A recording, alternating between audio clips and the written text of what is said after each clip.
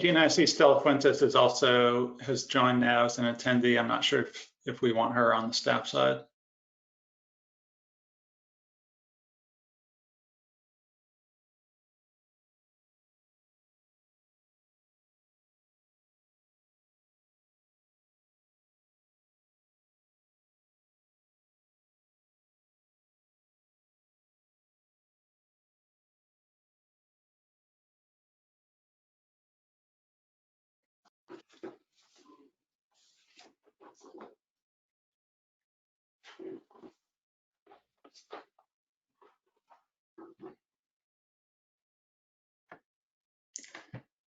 Gina, I would suggest that you open it up so that everyone can hear us maybe in a couple of minutes, 5 minutes before the meeting, if that works. Everyone should be unmuted and self-muted. Okay. Excellent. Yes, Mike Munson had his hand raised.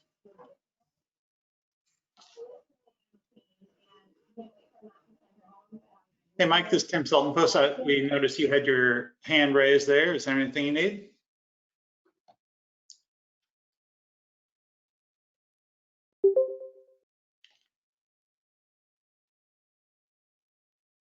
Hey, Gina, on Mike, muted by an organizer. I wonder if you might unmute him.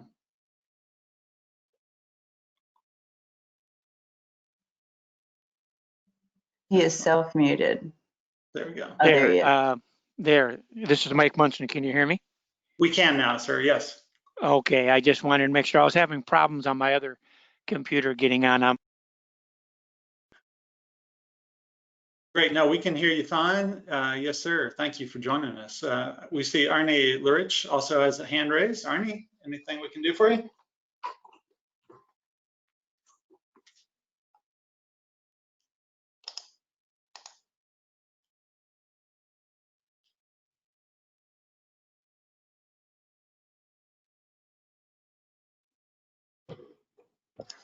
And Gina, on Arnie Lurich also, yeah, I see you just released his control there.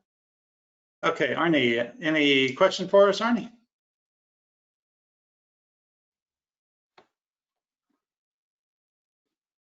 All right, so we are about 5 minutes out from the start of the meeting. This is Tim Sultan Post. We'll get started right about 5 minutes from now. Thank you.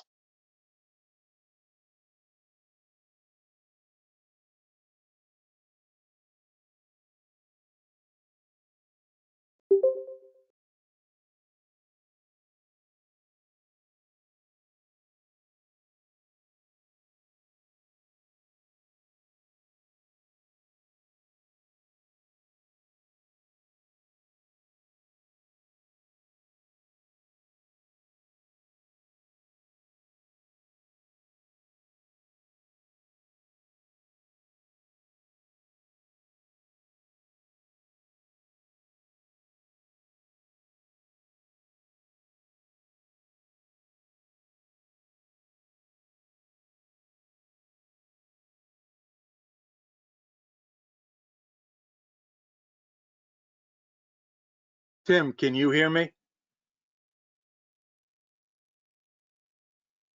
I can, yes, go ahead, sir. Okay, administrative question. Are we going to get the video soon after this meeting rather than wait to the minutes? Yeah, let me with the co-chairs as we get started. I'm not sure the answer. Okay, I just wanted to ask, because if not, then some of us are going to have to record it from home here. Okay, great, thank you. Thanks.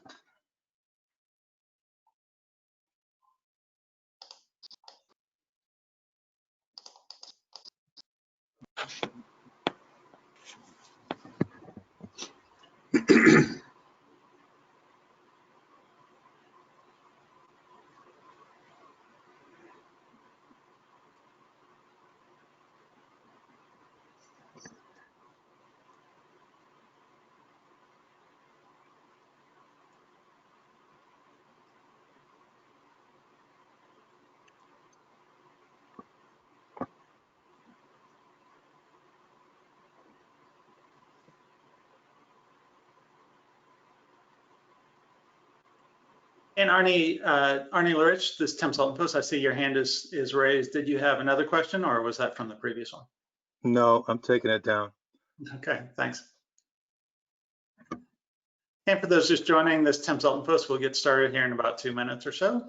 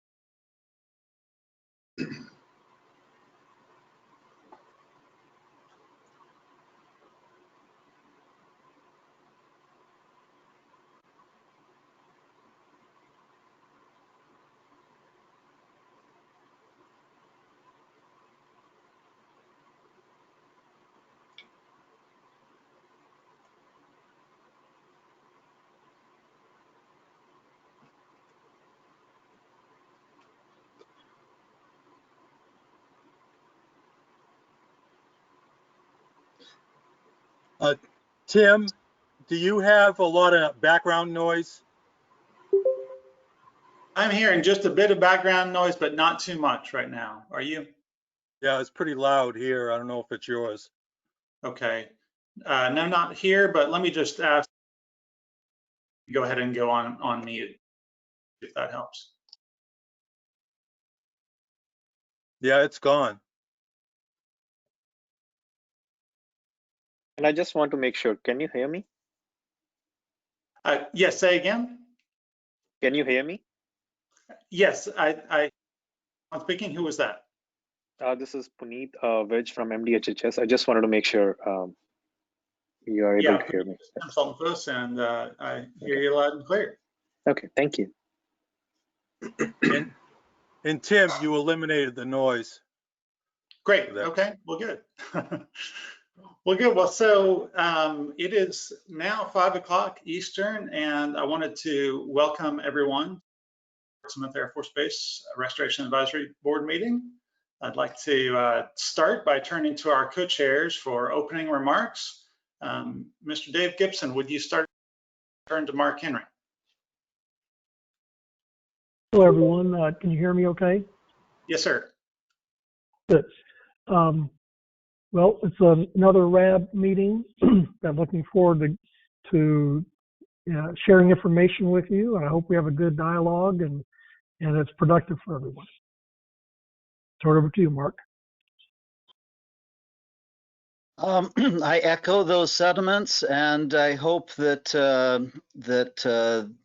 the presentations that are provided spark some discussion amongst those participating here. Great. Thank you both. I appreciate that. I would like to just ask everyone to kind of bear with us with these virtual meetings. We are familiar with them now, but they're still somewhat annoying, right? So we're just going to work our way through these virtual meetings, and we just ask that you go ahead and mute yourself when you're. That'll cut down on some of that background noise that we heard earlier. And just for awareness, we are going to go ahead and begin recording the meeting now. And as we start off, I'd like to go through our roster of RAB members, if we could. So RAB members, just please let me know if you're present. I'm going to go name by name, beginning with the community RAB members. Do we have Bill Gaines with us? I am with you. Excellent. Thank you, sir. And we have Mark Henry, as we've heard. Arnie Lurich. Present. Thank you, Arnie. Joe Maxwell. I'm here. Excellent. And Ryan Mertz. Do we have Ryan Mertz? How about Jerry Schmidt? And do we have Dan Stock? do we have his alternate Scott Lingo on? Okay, do we have David Wynn? Yes, I'm here. Thank you, David. And do we have Kathy Worcesterbarth? Present. Excellent, thank you. So we do have 5 or more community RAB members, which we need for a quorum. Let me now go through the government RAB member organizations. We do have Dave Gibson with the Air Force. He's already said some welcoming remarks. Do we have Lisa Sutton with AuSable Township? Or do we have any other representatives of AuSable Township? Okay, do we have Denise Bryan with District Health Department too? Do we have any other representatives of? Okay, I believe we have Puneet Vij, Michigan Department of Health and Human Services, is that right? Yes. Thank you, Puneet. And do we have Beth Place with Michigan Department of Environment, Great Lakes and Energy? Yes. Hi. Hi, Beth. And do we have Tim Cummings with Oscoda Township?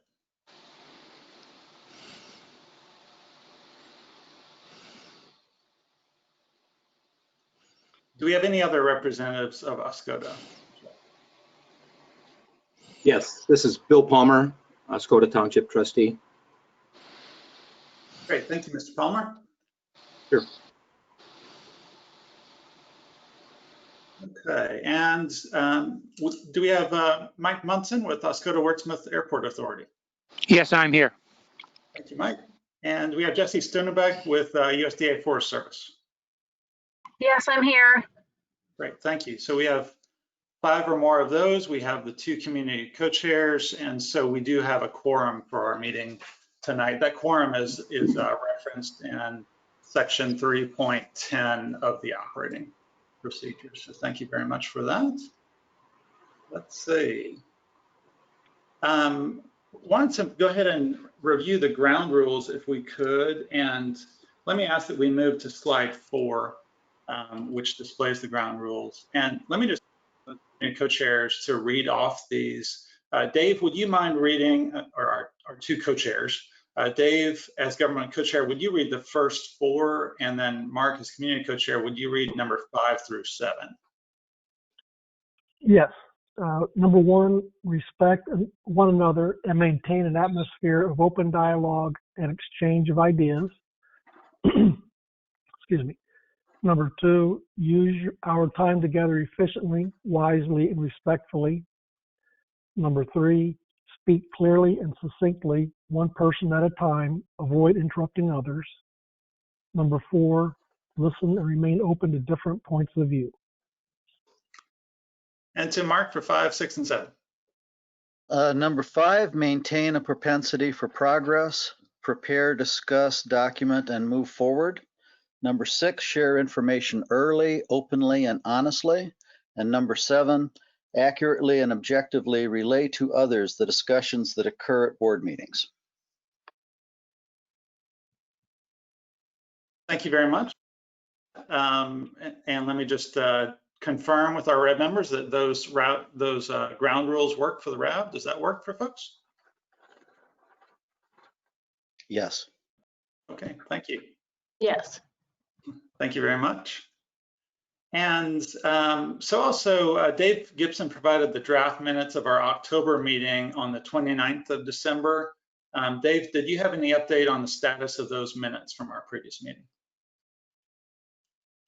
No, I don't think I know that Eagle gave me input, but I did not receive any other input as far as I know. Okay. Sounds like you're still awaiting some input on those minutes. Anything else to discuss about the October minutes? Tim, this is Arnie. Yes. Has those comments that the remediation submitted been shared with the RAB and the public? With the RAB? I'm sorry, which comments are you referring to? The one that Dave said he received from Eagle. Well, Arnie, once I receive confirmation from Mark that there are no comments, then I would share that. I guess can we decide right now that the comment period is closed and there are no comments? I understand. Just all the RAB members need to see it before we can all approve it. So I don't remember receiving any.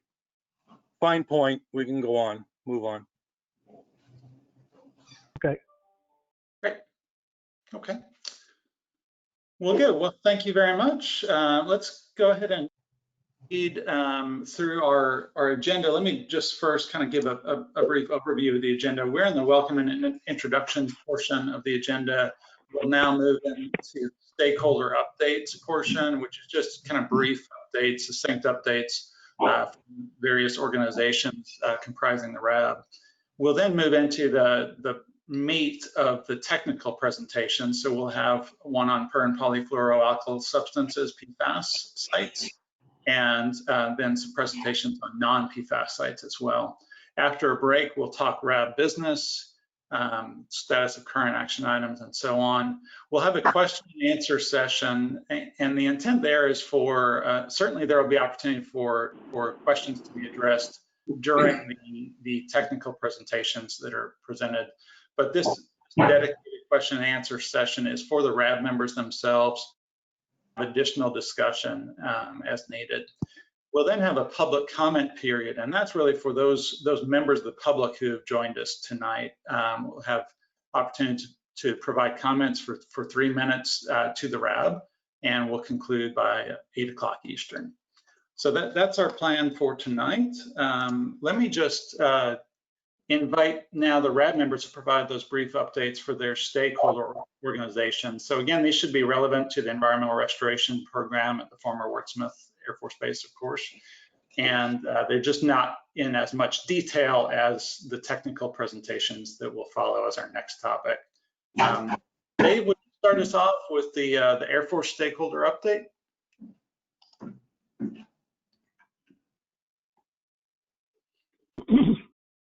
Yes, lost the slide there.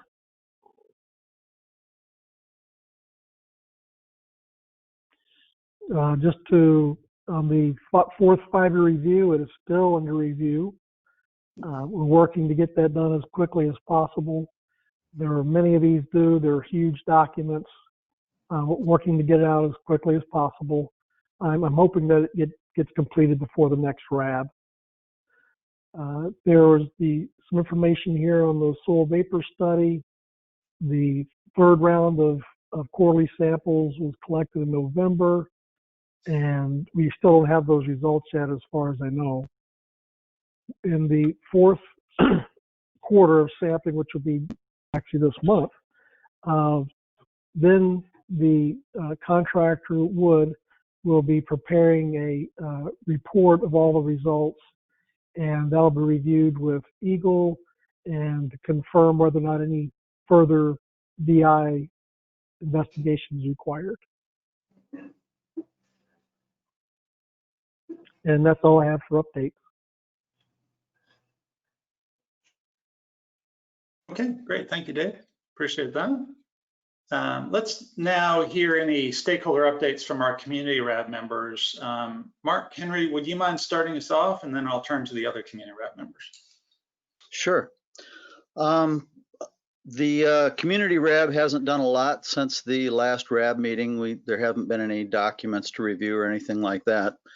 I've been carrying through with a pledge with our local RAB members to involve our legislators in trying to get some additional transparency and input from the RAB at the front end of the discussion process for the remediation of sites and investigation of sites.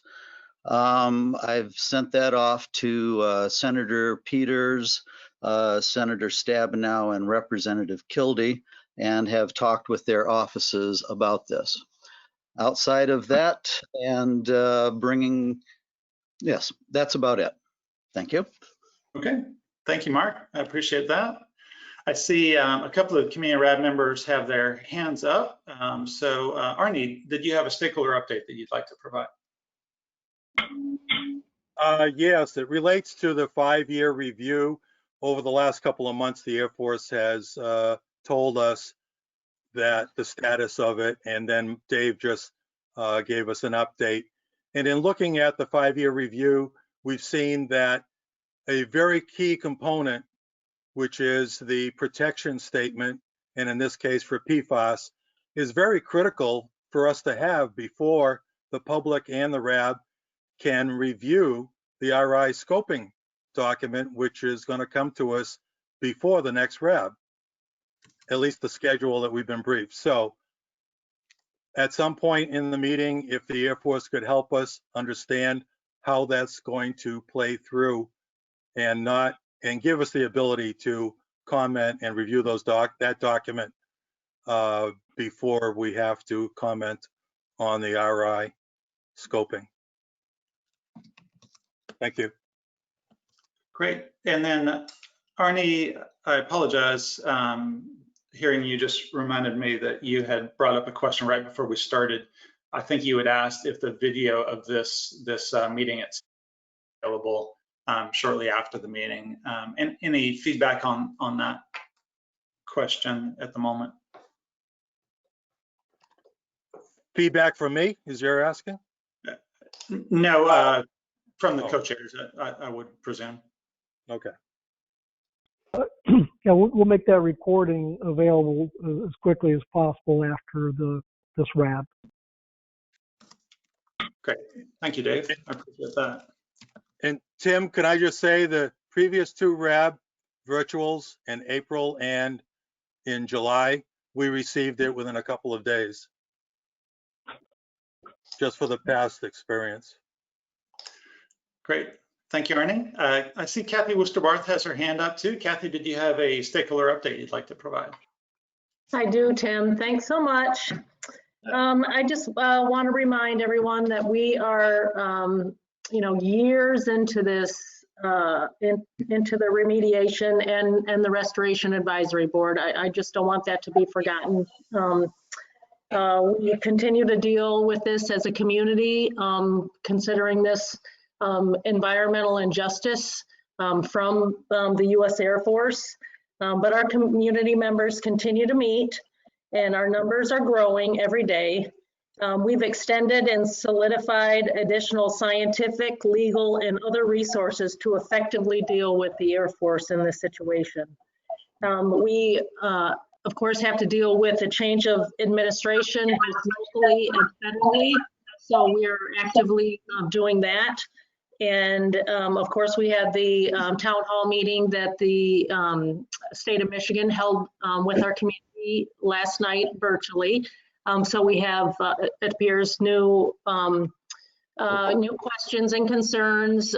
We have new identified areas of PFAS in Oscoda, which is certainly concerning. That it's, we're continuing to find other areas. So this is, we're well into this, and we're trying to be patient with the Air Force and with the state, but our patience is waning. So we really would appreciate every effort be made to acknowledge our priorities. One of them is, of course, the Bennett and Lake plume that we've asked the Air Force to address in its entirety, and we sent a mailing or a letter in October asking to extend the proposed line of extraction wells by approximately 1,500 to 2,000 feet to the north, and we request that the Air Force make that adjustment. We did receive a response on that, although the response was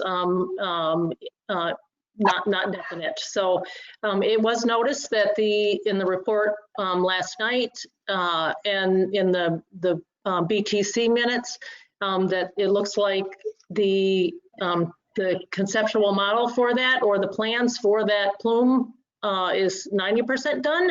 I'm hoping that the Air Force can address that during our meeting today. So thanks so much for holding this board meeting for us, and I look forward to more information. Great. Thank you, Kathy. It's helpful to just keep that long perspective in mind as we go about this work, not just focusing on the immediate, but looking at the course of been done over the years too. Definitely. Have some of the government RAB members with their hands up electronically. Let me just turn to see if there are any other community RAB members who have stakeholder updates that they'd like to share first. Any other community RAB members who would like to share a stakeholder update at the moment? This is Mark Henry. I'm not sure this is exactly the place to talk about this, but let me just mention it. I have gone over the BCT meeting minutes from October, November, and December, and I wanted to point out a point of correction for you. During, I think it was the November meeting minutes, there was a summary of, or a mention of a CERTUP ECTP demonstration that is going to be going on the base, and it was in the minutes that study of injecting a flocculant was being done by the University of Michigan. I actually went to the web page, the CERTUP web page, where that project was described, and it is not U of M Michigan, it's U of M Minnesota.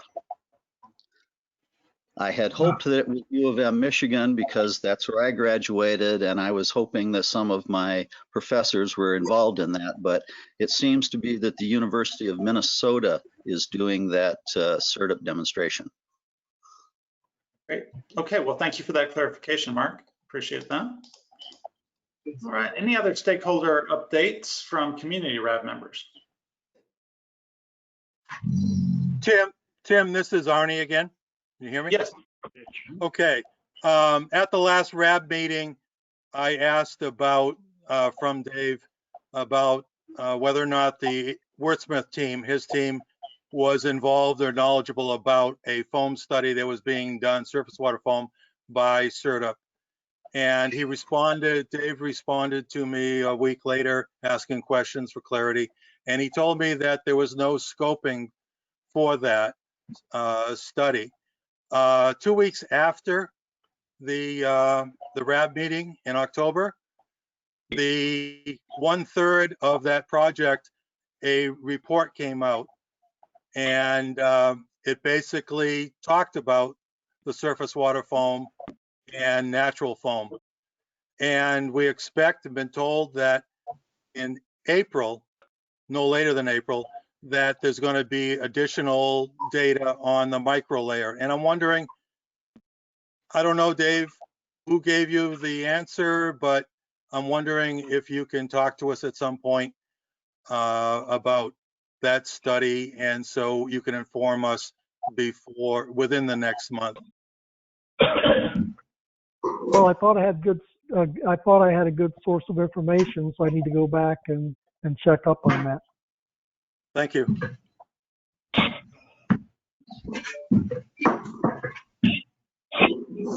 And again, we are getting some background noise, so if you're not speaking, please do go on mute. We'd appreciate that. Let me now move to our government RAB members. Let's turn to Jesse Stenbeck with Forest Service stakeholder update. Do we have Jesse? Hi, thank you. I actually don't have any updates for the Forest Service. Thanks. Okay, great, thank you. And Beth Place with Eagle, any stakeholder update? Thanks, Tim. Good evening. Yesterday, Eagle, along with our other state partners through MPART, held a virtual town hall meeting on the Oscoda area sites and the former Wurtsmith Air Force Base. The slides from that meeting, as well as the recording, will be posted shortly on the Wurtsmith MPART page, which you can access at michigan.gov/Wurtsmith. In addition to that meeting in January, Eagle also briefed, we also updated on the former Wurtsmith Air Force Base at Eagle quarterly Bay City District meeting with the Saginaw Chippewa Indian tribe.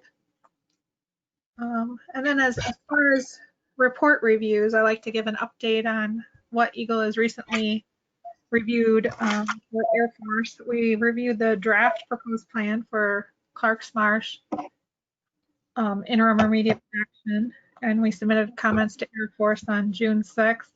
And this month we also reviewed a remedial action work plan addendum for FTO2, and that's the volatile associated with the volatile contamination there. And also UST removal work plan associated with FTO2. Thank you. Okay, thank you, Beth. Appreciate that update. Let's see, Mike Munson, any stakeholder update from the airport authority standpoint? Yes, I do. I do have two of them. You know, the Airports Authority is working on making the airport a viable contributor to the community from a financial standpoint.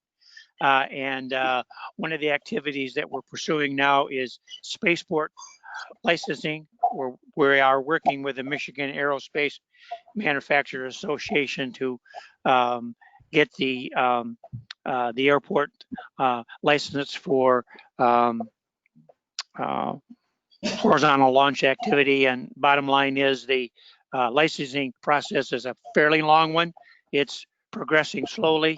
We've got the feasibility study in a draft form, and soon the environmental and impact studies will be implemented. Another activity the airport is also doing. One of our businesses on site is doing well. Matter of fact, they want to build a new hangar. We just got through with the land lease approval, and we'll probably see a new hangar. We're going to call it Hangar 10, substantially larger than the other two hangars. Probably will start building in early or mid 2021. But that's the update for the Airport Authority. Okay, thank you, Mike. I appreciate that. Let me see if anyone from AuSable Township has joined us yet. As y'all remember, of course, Jeff Moss was the representative from AuSable. He indicated to us that Lisa Sutton would be taking his place. Sounds like she may not have been able to join tonight. Puneet Vij, would you speak to us about any stakeholder update you might have from Michigan Department of Health and Human Services standpoint? Sure. Thank you, Tim. So for the resampling update, we finished the first round of resampling, and our plan is to start another round of resampling sometime this spring. For the round one, we have collected samples from 277 wells out of 427 wells in the Skoda area that were previously tested by Eagle. Out of those, we have 136 non-detects and 141 detections. And out of those 141 detections, there are 20 detections that exceeds MDHHS comparison values. And MDHHS comparison value is the lowest of the two, that is MDHHS screening levels and approved MCLs. And by now, residents should have received their well results as well as their recommendation in the mail. And if for some reason you haven't received the letter in the mail, please contact me and I'll be able to help. And regarding deer results, there are a few updates. So MDHHS received the deer tissue data from our lab in October of 2020, and this data is only PFAS levels in the deer tissues, that is muscle and liver. We are working on a deer testing report that is going to be similar to 2018 deer testing report that was released in January 2019. And this January 2019 report contains results from 4 PFAS investigation sites in Michigan, that is Oscoda, Alpena, Rockford, and Grayling. So please go to Mmrp PFAS in Deer webpage and look for 2018 PFAS Deer technical report. And the report that is currently being worked on will only focus on the Oscoda area. It will compile the data from 2018 APHIS sample collection, 2019 Hunter harvested samples, and 2020 APHIS collected samples.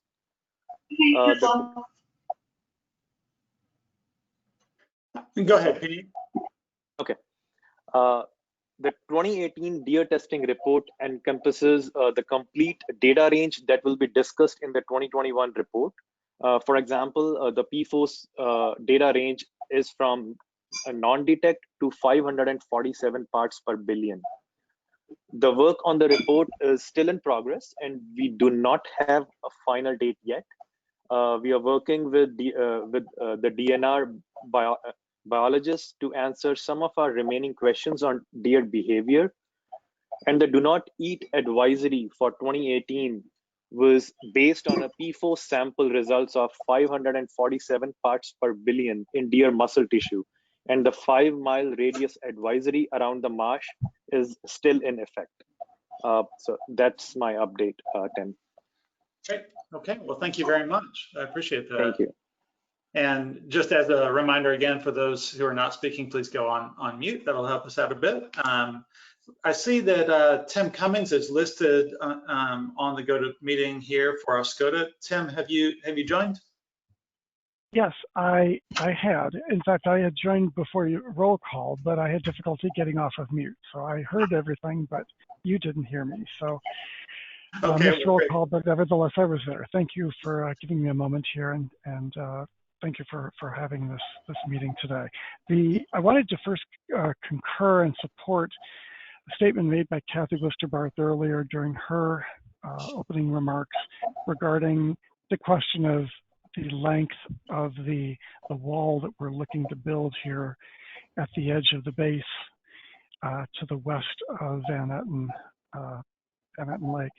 And I would like to just ask, what the Air Force's plans are with regard to extending that wall, and also follow up on a question with you. Last spring, Congressional Representative Dan Kildee attended our RAB meeting and asked specifically about the use of the $13.5 million that had been allocated for cleanup efforts, and wondering if any of that money is being used toward the wall, and what it could, that wall that we're referring to here and we're going to discuss today, and whether or not they could be used to extend that wall. Thank you.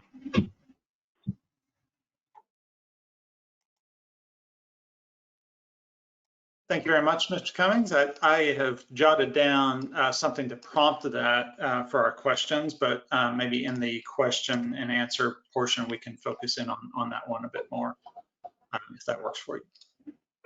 Thank you. Okay, and representatives from District Health Department at present. Okay.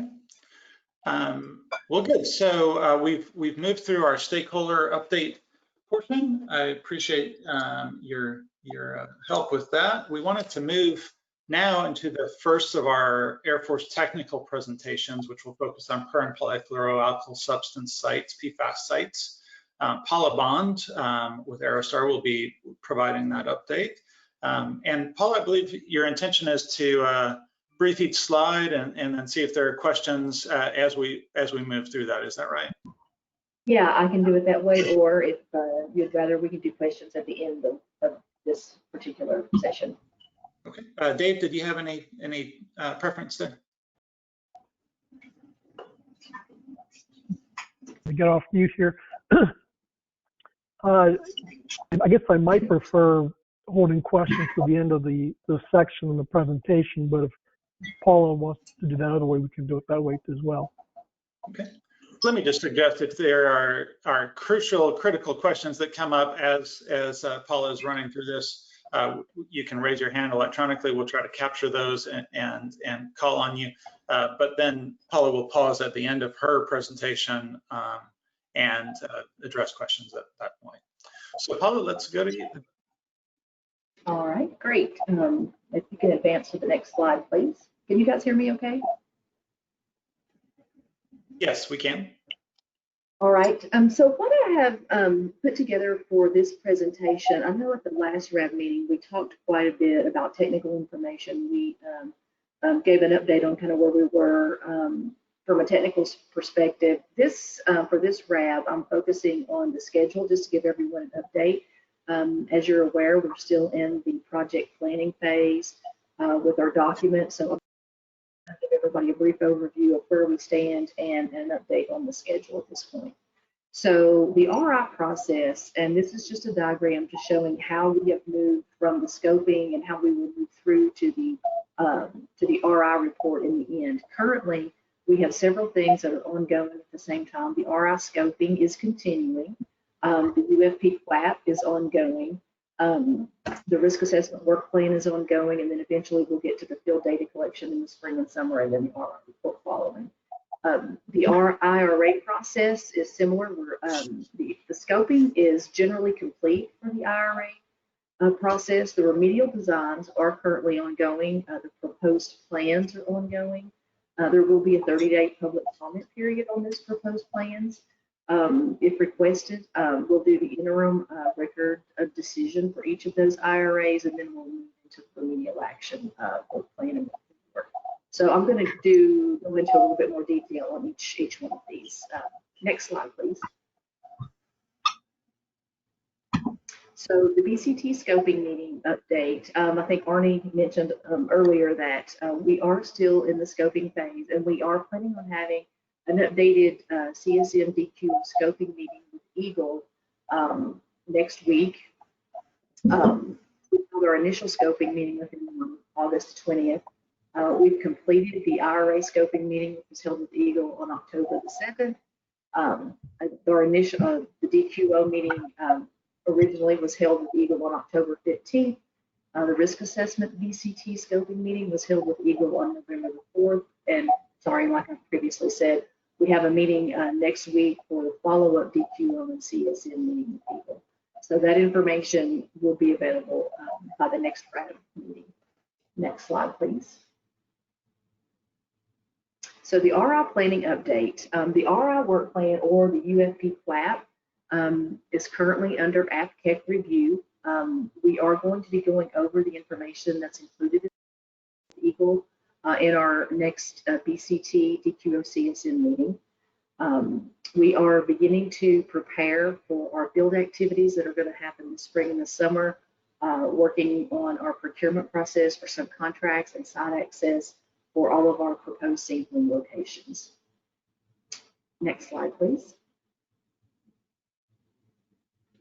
The interim remedial action update. The Van Etten Lake IRA is in the 90% design phase. That is currently under AFCEC review. The Clark's Marsh IRA design, 90% is currently being prepared by us, by Aerostar. The remedial action work plan that will include those designs is under development, and it will include both designs, and that document will go to Eagle for review, as well as the U.S. Forest Service. Next slide, please. The proposed plans that we're working on for both Clark's Marsh and the Van Etten Lake IRAs are underway. The Clark's Marsh has been reviewed by Eagle, and we have comments on that proposed plan, and they're currently being addressed by AFCEC. The Van Etten Lake proposed plan is currently under AFCEC review to go to Eagle, hopefully very soon. U.S. Forest Service will also review the proposed plan. And there will be a 30-day public comment period, and we will be doing a virtual public meeting if there is interest in doing that for each proposed plan. Next slide, please. So the ROD updates, which will come after the proposed plans, they will be developed following the public comment period on the proposed plan for both Van Etten Lake and Clark's Marsh. So those are going to be a little bit farther out in the schedule. I just wanted to put it on here just to remind everyone that that will be happening as well. Next slide, please. So this is just some things that we're thinking about as we're moving through our planning process, finalizing our project requirements. We're still looking at the location of extraction wells for the IRAs, finalizing those, where the piping is going to go, the utility connections, looking at the treatment building infrastructure, treatment system equipment, For the proposed plan and interim ROD, we're looking at the review periods, making sure that we can get everything fit into the schedule. Remedial action work plan review is going to be critical, as well as getting access to non-Air Force property for the investigation, and for the RI and the IRAs, and then of course weather considerations, and then COVID-19 as always is a consideration these days. Next slide, please.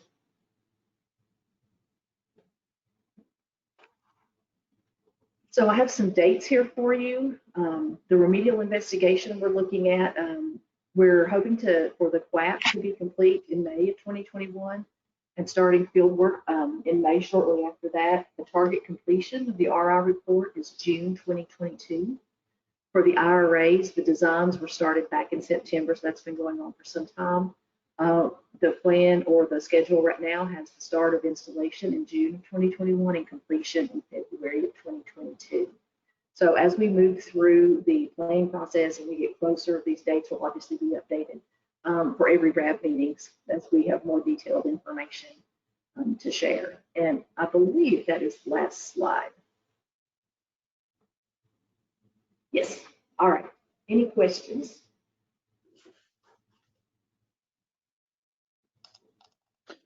This is Mark Henry. Mark. Do you have, you had mentioned about comment periods, but there seems to be a disconnect between a couple of slides. Is there in fact a comment period for the interim remedial action RODs? Oh, yes, there is a comment period for the proposed plans, and that will be the first thing that is coming up. We don't have exact dates on those yet, so we'll keep you guys informed on when that's going to occur. But yes, there is a comment period. For the interim remedial action record of decisions? Oh, sorry. Yes, for the ROD. Okay, thank you. So Paula, this is Sharon Brzinga. That's Sharon. not accurate. The proposed plan goes out for public comment, and that's what the 30-day period is for. The ROD is put out when it is final, but that's why it's a record of decision. So it's the proposed plan that the public comments on. Right. Yeah, Sharon, you're absolutely right. I'm sorry. Great, thank you, Sharon. Let's see, I see Bob Delaney has his hand up. Bob, did you have a question? Yes, I did. Will you be briefing the public on the CSM that you decide on? Yeah, in the next RAB meeting, we will have gone through our scoping process, and that should be complete with Google. So at the next RAB, we should have additional information that we will present as far as the CSM for the RI and additional technical information at that point. Okay, will there be maps, and can we get those maps ahead of time? There will be maps. I will defer that to Dave if the schedule and when you guys can receive those maps. I'll let Dave answer that. We'll put together a package for any briefings on the CSM when they're held to make it easy for the public to follow. Okay. Great, and I see Kathy Worcester-Barth has her hand up as well. Kathy, did you have a question? I'm sorry, can you clarify how the official request is made for public comment on the Clark's Marsh and the other IRAs? Kathy, are you asking how the request is made to have a public meeting or how you comment on the proposed plans? How we comment. Once the proposed plans are published for public review, there will be an information contained in the back of the proposed plan that tells you how you can submit comments either by email or you can write them in, you can mail them in, but that will be in the proposed plan and it will be in the admin record when it's published for public comment. Thank you. Kathy, this is Mark. The RAB can provide comments as a group if you like also. If you submit them to me, if other RAB members provide comments, I'll provide them to the stakeholders en masse. Okay, thanks.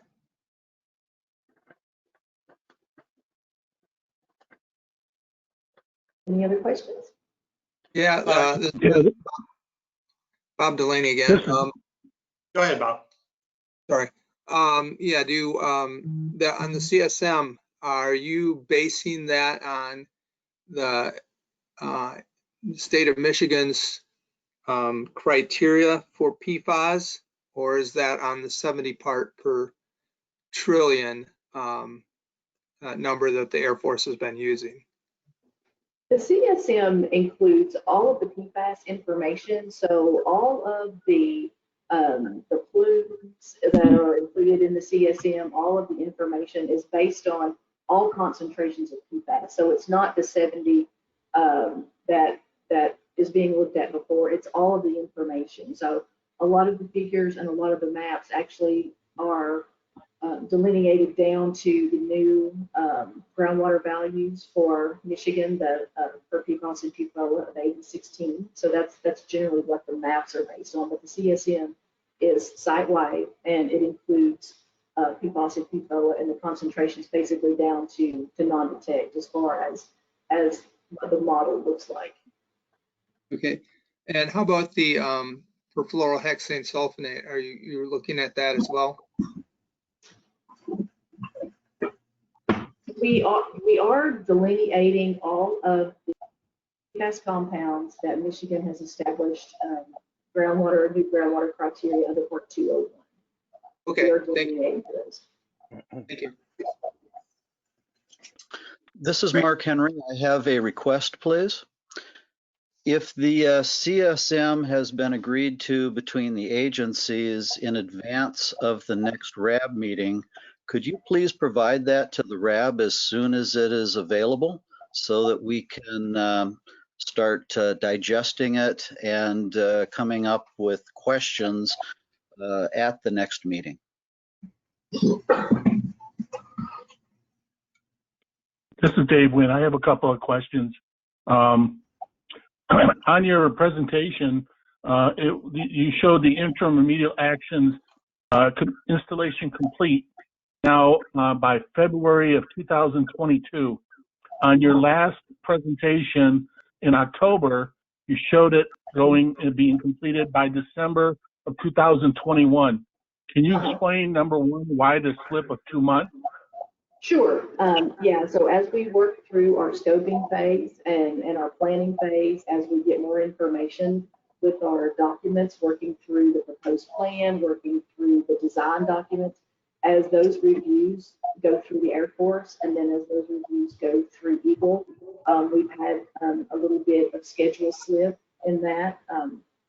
We are still on track to be finished with the interim remedial actions in 2022, which is the overall goal. So, and as we move forward, as we pick up in the schedule, we can also move that back in the other direction. Like I said, as we move through this process, the schedule will be updated for every RAB meeting. So the next RAB meeting, it could possibly be moved back to December.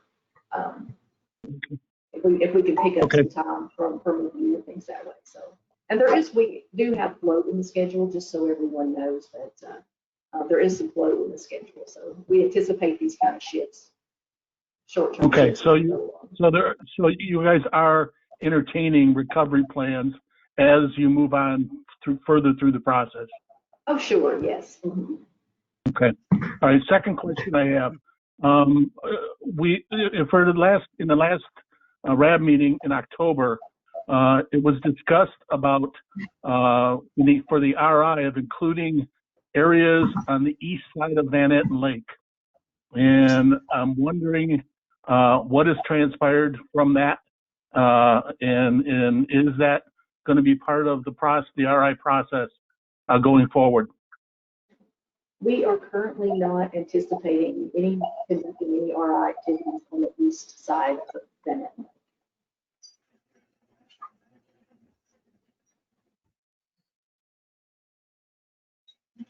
Great. I wanted to just circle back real quick to a question that Mark Henry had asked. I think, Mark, you had asked that if the CSM is agreed among the agencies before the next RAB, could that be provided to the RAB as soon as possible so that RAB members could review that? Is that an accurate Yes, it is. question? Okay, great. Dave, any thoughts on that one?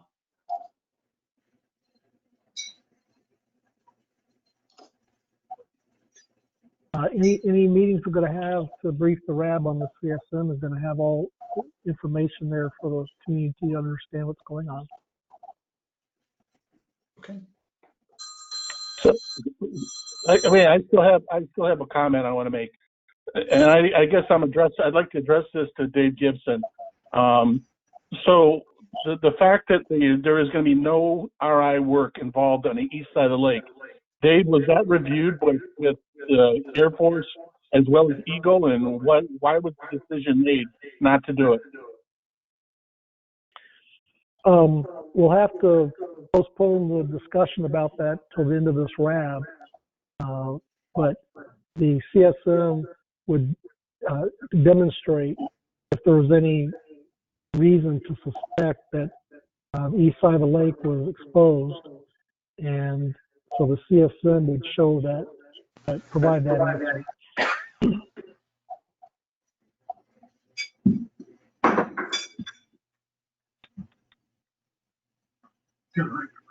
So we just have a few minutes left allocated in the agenda we've all reviewed for this topic. Any other questions for Paula at the moment?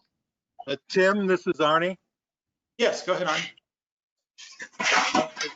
Regarding, and for administrative commenters, all of these questions and suggestions and the request by Mark, these should be action items and coded so far as such. But my question on this topic is, in the CSM development that the Air Force has completed and is going to be providing and been discussing with Eagle, did your team use an analysis of the hydrologic core sampling that's called hydrologic sequencing, and a model of that to look at off-base plume transport? It's a tool. It's a tool that EPA sanctioned and recommended to CERCLA teams back in 2016, and actually in 2015, your contractor, Mr. Gillespie, published a report that said that modeling and tool was conducted for Wurtsmith, Peterson, and 2 others.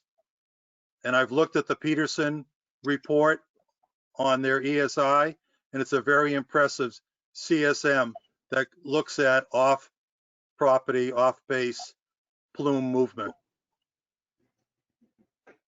Arnie, we have used environmental sequence stratigraphy in development of the CSM, so all of that information will be in there. There is a great deal of technical information that's included in that document, and once we go through that review process with Eagle, then and that will be part of it is actually in the UFP plat, so that information will be provided in that document. May I request as an action item that 2015 study that Mr. Gillespie was referring to, that be provided at this time?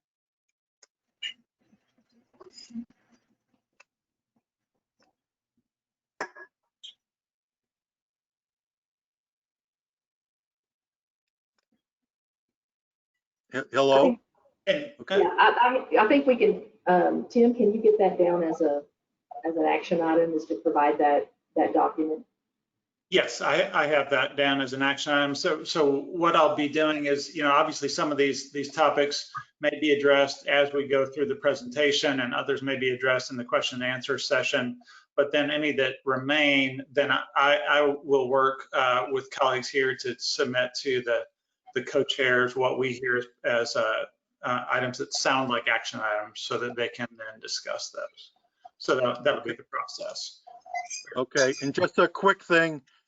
Were there alternative options presented by the Air Force to Eagle that were then discussed and prioritized, that what you're presenting in 90% design is the option that you're choosing? And one example that I'll give you is a year and a half ago, 2 years ago, Matt Mars said, or FTO2, that they were going to look at a horizontal well field to augment the current one because it has been used at other places to increase the capture.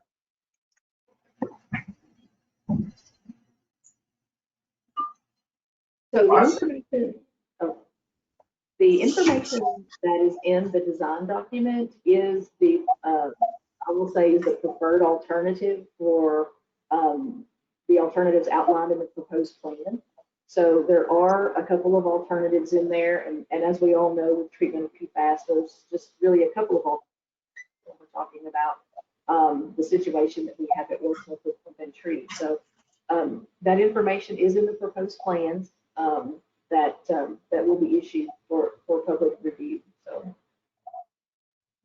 thank you.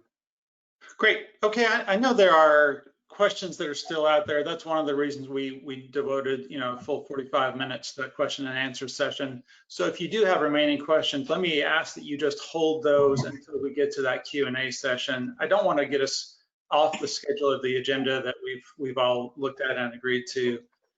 So let me turn now, if I could, to Randy Mazzella with FPM Remediations Incorporated. He's going to address landfill 3031 feasibility study. So over to you, Randy. Thank you. Can you hear me all right? Yes, sir. Excellent. Next slide, please. Once again, this is Randy Mazzella with FPM Remediations. We're an Alunic Development Corporation. We've been contracted by the Air Force to conduct and evaluate alternatives to enhance the current remedy at RAB landfill sites 30 and 31 at the former Wurtsmith Air Force Base in Michigan. We're basically tasked to do a preliminary design for diversion of surface water runoff at landfill 031, which we finished in May of 2020. And then just recently finished the feasibility study for light non-aqueous phase liquid treatment at site LF30 and 31. And currently, the explanation of significant differences for these sites, record of decision is under review by the Air Force, soon to be submitted to Eagle for their review. Next slide, please. There's a little bit of background for the sites. They're located in the northern extent of former Wurtsmith Air Force Base, which operated from the 60 to 73 and 73 to 79. They received domestic, municipal, and industrial waste, as well as construction and demolition debris generated on the former Wurtsmith Air Force Base. So the preliminary design for this was to divert the surface water from running up gradient of the waste buried in landfill 3031. And what we did, we designed a 30% design for a drainage ditch to divert that surface water to cross gradient locations away from the buried landfill waste. This will reduce the degree of mounding and groundwater contact with the buried waste and reduce the leachate generation, which exacerbate the iron staining on the YMCA beach. Next page, please. Here's a figure of where the landfills are located in reference to the base, as well as Van Etten Lake and the groundwater flow toward Van Etten Lake through the landfills. Next slide, please. Here's kind of from the contour map of landfill 31, you can see that most of the landfill drains up gradient of the groundwater flow. And what we've done is designed a ditch that will drain the water north and south to the sides of the landfill and then away from that buried debris. Next slide, please. And then the next part was to do a feasibility study for the El Napple treatment for both sites. And then we identified, evaluated, and screened remedy enhancement options for the IRP landfill sites at the former Wurtsmith Air Force Base in Michigan. 4 alternatives were evaluated for the Elnapple area as described in this report. These alternatives included no action, bioventing, air sparging with soil vapor extraction, and SVE as a standalone technology. Based on the results of this analysis and the feasibility study, bioventing is recommended as the preferred alternative. This would remediate the dissolved contaminants through aerobic biodegradation processes enhanced by introduction of air into the subsurface. Next slide, please. And this is a layout of how we would initiate the bioventing for the Elnapple area. The red hashed line is the soil contamination from 2006. The green, I think, is the inferred impact area. The green wells are, I believe, the extraction wells, if I'm not mistaken, purge wells.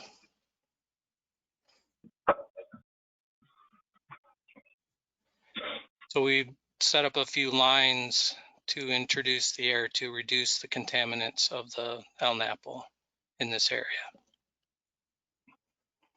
And of course, this is a feasibility study phase. There would be a follow-on design phase, et cetera, in the process. Next slide, please. So the explanation of significant differences to the landfill's ROD is the document that's currently in preparation, and we expect that to be done early this year, January, February timeframe for Eagle review. Next slide. Any questions? I have 2 questions, please. This is Mark Henry. Yes, sir. Could you please go back several slides to the landfill 3031 slide?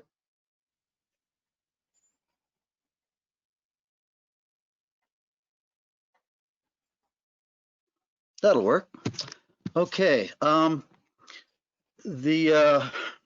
Eagle used to be DEQ, did an investigation on this landfill up in the northeast corner of the landfill. And we found that somewhere under the cap, I can't zoom in on this, so I can't really give you any reference point. But if you look as that rectangle is, if you look at the upper right-hand corner, and about on my screen, it's about a 1/4 inch down from the top, there is a very strong TCE source that is leaking out of that landfill and into the groundwater. It's the one that the Air Force has been dealing with for decades now. It appears that you're going to be taking ground or surface water diversion, rainfall diversion, that is going to be putting water right through that source. And I'm wondering if any precautions have been made to not introduce water right where the contamination is.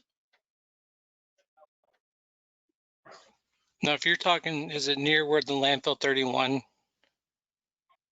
designated? Okay. In the upper right-hand corner of the yellow polygon surrounding the landfill contents, there's a curved arrow that goes from 3 o'clock position to the 10 o'clock position. Yes. Right about where that arrow is, there is a source underneath that landfill cap that has been leaking TCE for several decades. And the state of Michigan, I personally installed wells there. They are still there that are able to be monitoring that plume. And it looks from your diagram that you're going to be putting in surface water runoff right across a discharge area from your landfill, which may disperse that contamination in ways that are not accounted for in your extraction system. This water currently drains this way. This is just a flow map of showing how the water drains currently. The flow, you can see the flow in the upper left corner is going parallel with the upper left corner of the box, yellow box. If that TC area is under that part of the landfill, is what you're saying?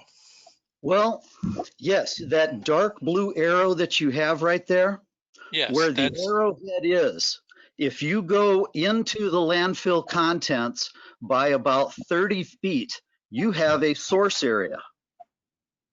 And I've made this, the state made this, the Air Force aware of this in about 2007, 2008.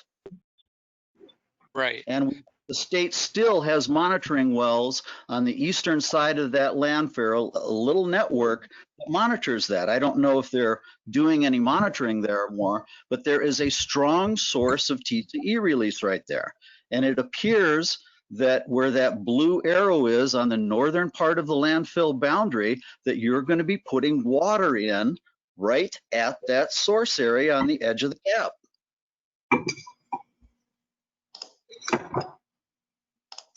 We can have this discussion offline if you need some clarification, but I think that you're going to be exacerbating a long-term problem. It's been going on for 30 years and you may just make it worse. So This Mark, is a 30% design, not a final design by any stretch. Let me jump in and turn to Dave. Go ahead, Dave. I was going to say, Mark, that we'll take that into account proceeding on with the project. Great. Okay. Well, if you need to know where the location is, and you go back to the documents that I provided the Air Force during that time period, you will find a map that shows exactly where things are. And I highly recommend that you don't exacerbate a problem. Thank you. Understand. Well, good. Well, so I know we have a lot of material to cover. I do want to move to Mr. Dirk Pullman with Bay West, who's going to address the status of legacy installation and restoration program activities and Ss57 enhanced bioremediation. So over to you, Dirk.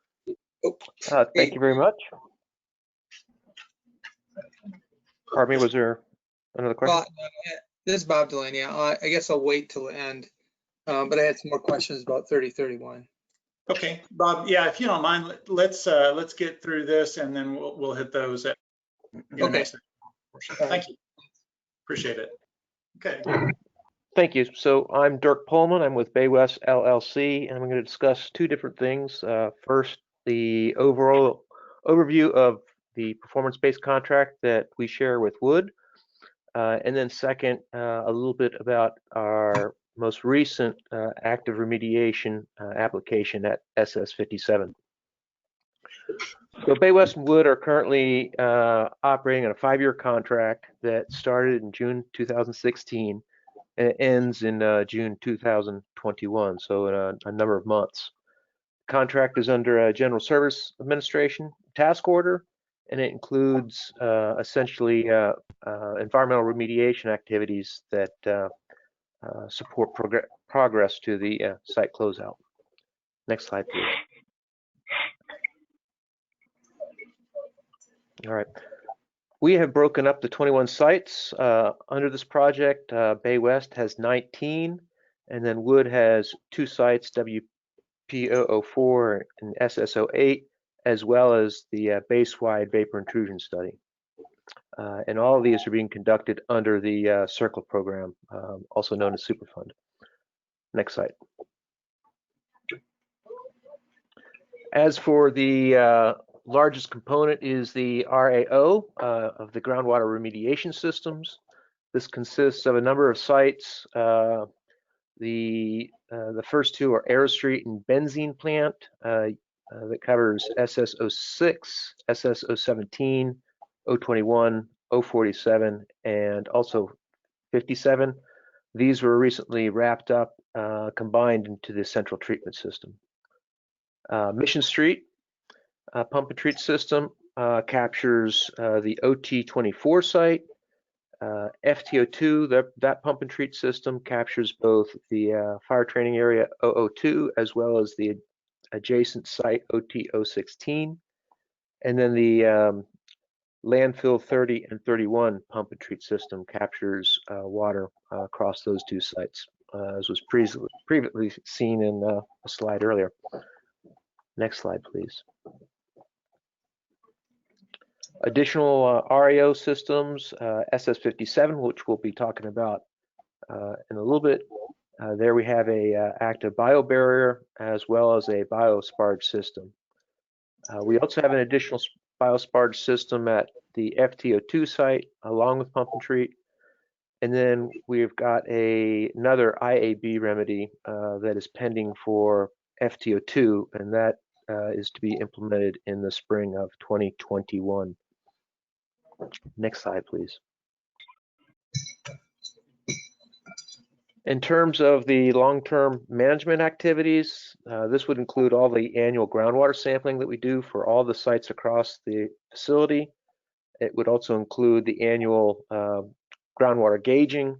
That is an event that covers over 400 wells to monitor the water table across the entire site and its elevations. And then, of course, all that data is compiled, evaluated, and makes its way and documented in the annual reports. Next slide, please.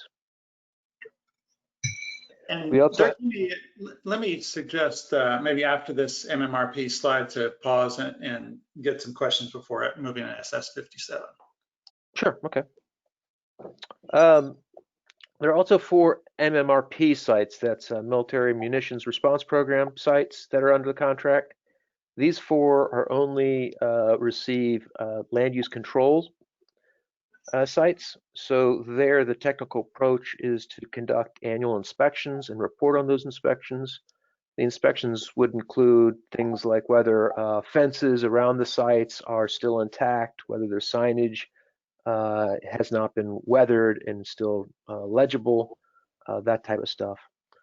And then also every other year with a training in 2021, we do a training for stakeholders. This would be for contractors that might be coming on site for things such as road maintenance or utility maintenance, where they would be intruding into the subsurface, so that they're aware of what the issues are on site, and they know what to do in case they run across something that might be germane to our restoration activities. Great. Thank you, Dirk. And Dirk has pulled together a lot of information related to SS57 we definitely want to get to, but let's take a quick moment to see if there are questions so far and what's been presented. Yes, sir. Tim, this is Rex Vaughn. Go ahead, Rex. A question on all the monitoring that was just mentioned in the report. Are they doing water sample testing in those areas?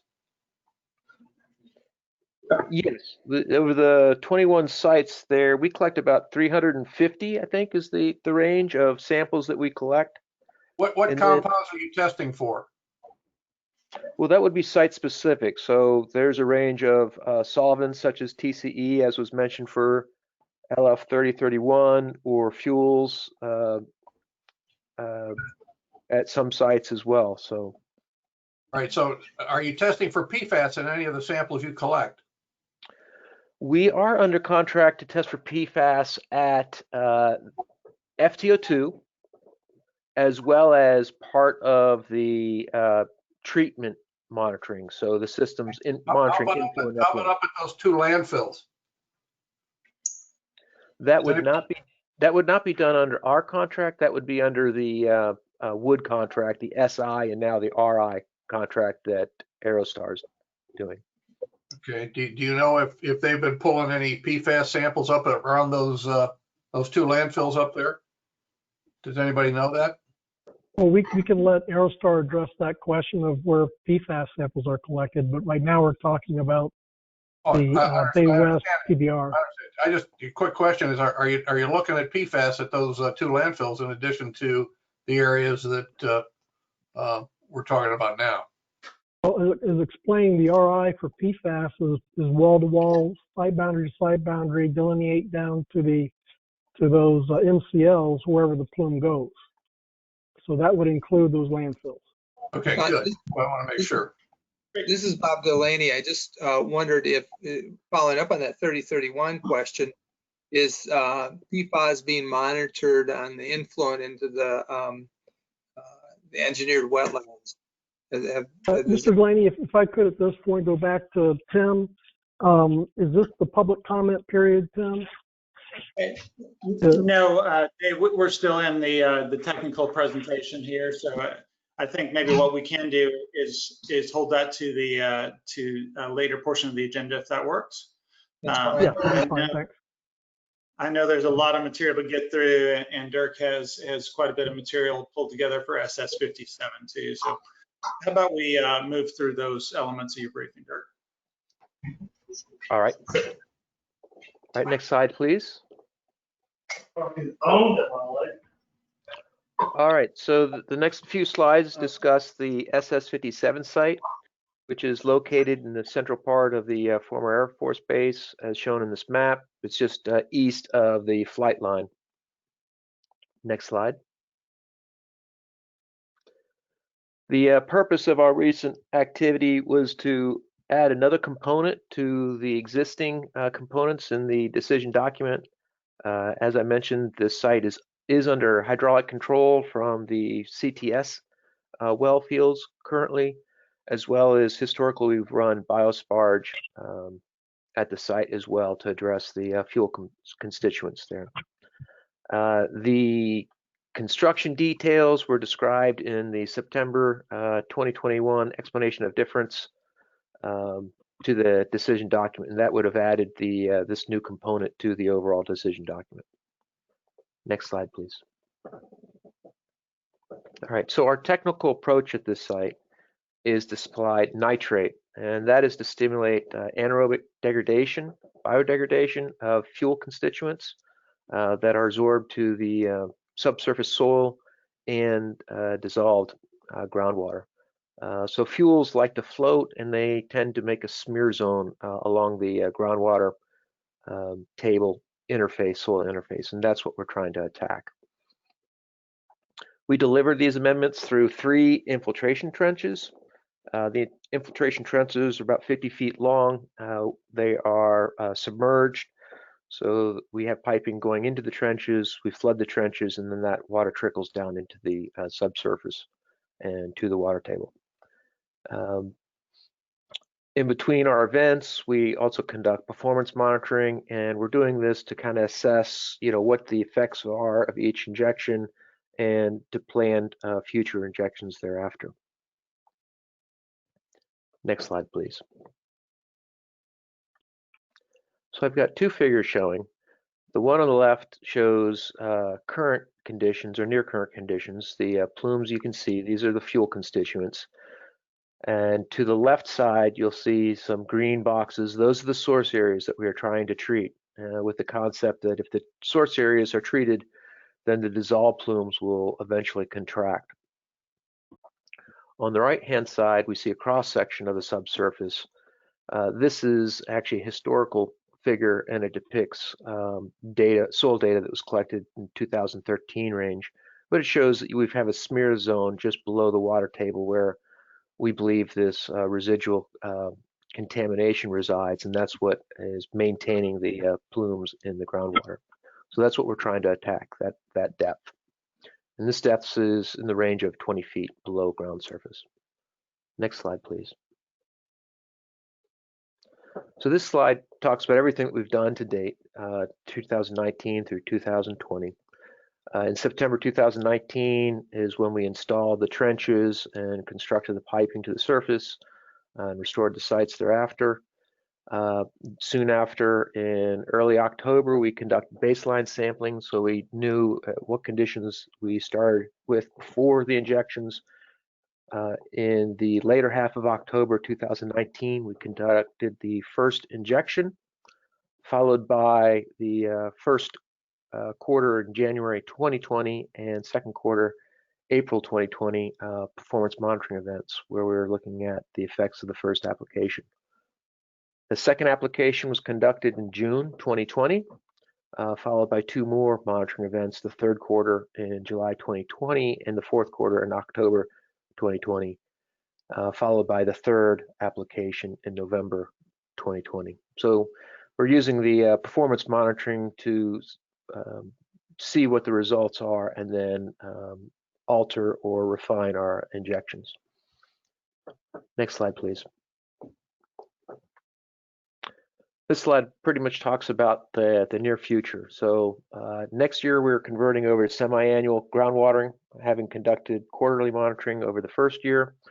The first semi-annual event is scheduled for spring of 2020, April most likely, and then we'll use that information to refine our injection thereafter in May perhaps, or maybe even June.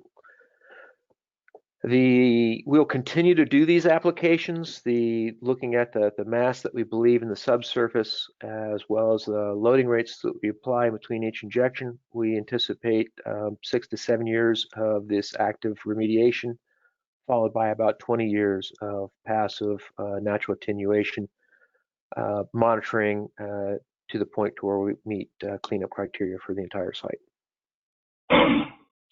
Next slide, please. And with that, we'll take questions. Great. This is sorry. Yeah, this is go ahead. Mark Henry. I have 2 questions, please. Yes, Mark. Is the Vado soil above your treatment areas very low in the contaminants that you're looking at? Yeah, that is correct. Let's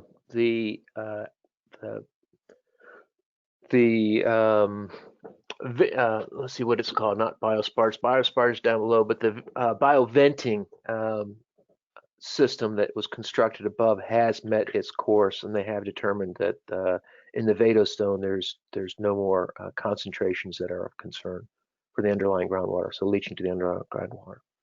Okay, thank you. And my second question is, that portion of the base has a significant amount of BEHP contamination, bis-2 ethyl hexyl phthalate, and it is probably at your site as well. I'm wondering if you have been doing SVOC analysis, and if your nitrate respiration process has been reducing the concentrations of BEHP. We have seen BEHP at the site. It's sporadic, so there's not enough of it to really track trends. But it has been detected at the site. I couldn't tell you whether it has shown up in any of the current more recent samples. It would be really nice if that type of biostimulation could attack that contaminant as well. If of course the current system is not focused on it, but if there's any kind of co-metabolism there, then it's possible that we'd see that. So this Tim Sultan Post, I do want to jump in real quick just to keep us to the agreed schedule that we have here. I know there are other questions, but certainly the RAB members can address those in the Q&A session, which is for the RAB members, or members of the public can provide those questions in the comment session after we do a break. But before we move to a very quick break, Dave Gibson, would you like to summarize the follow-on contract for us? Yes, it's not even a summary, just to let everyone know that Bay West field work will end this June, and we've awarded a contract. Let me get the name here for you. The Base Realignment, Enclosure, Environmental Construction and Optimization Services Contract, BECOS we call it. And the firm that has that for our region where Wurtsmith is found is LATA CTI Environmental Services LLC, and their short acronym is LCES. And so they'll be taking over the field work in June. All the things you've heard from Dirk regarding Bay West work, that's what they'll be taking over. It's the legacy IRP work. We do have the ability to fold in PFAS work if there's something that's, somehow out of cycle or new. But in general, their scope is to work on all those legacy sites that are still open and have got the site closure yet. There's long-term maintenance, management, the RAOs, et cetera. So just FYI that all the work is going to continue, but just under a new contractor in June. That's all I got. Great. All right, well, thank you, Dave. I appreciate that. We're at the point in the agenda where we had set to take a quick break. So let's go ahead and take a five-minute break or so, actually about a 7-minute break. We'll come back at 6:30 and start up right at 6:30. So we are on break. Thank you.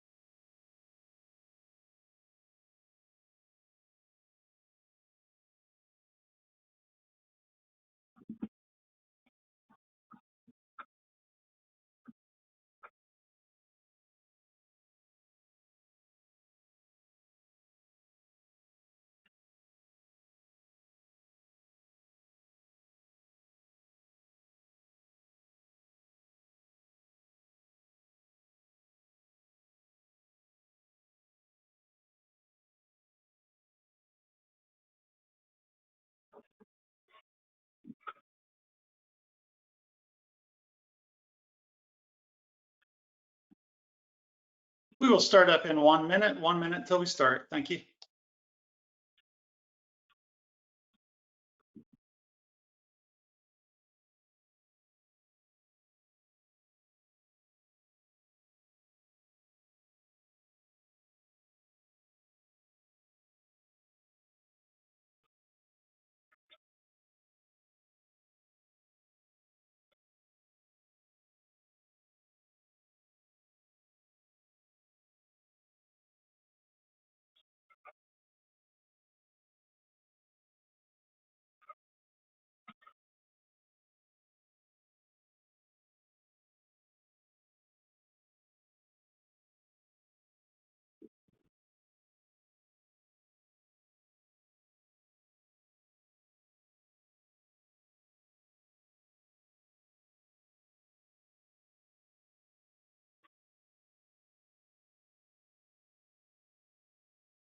Okay, it's now 6:30. Thank you for making it back from break on time.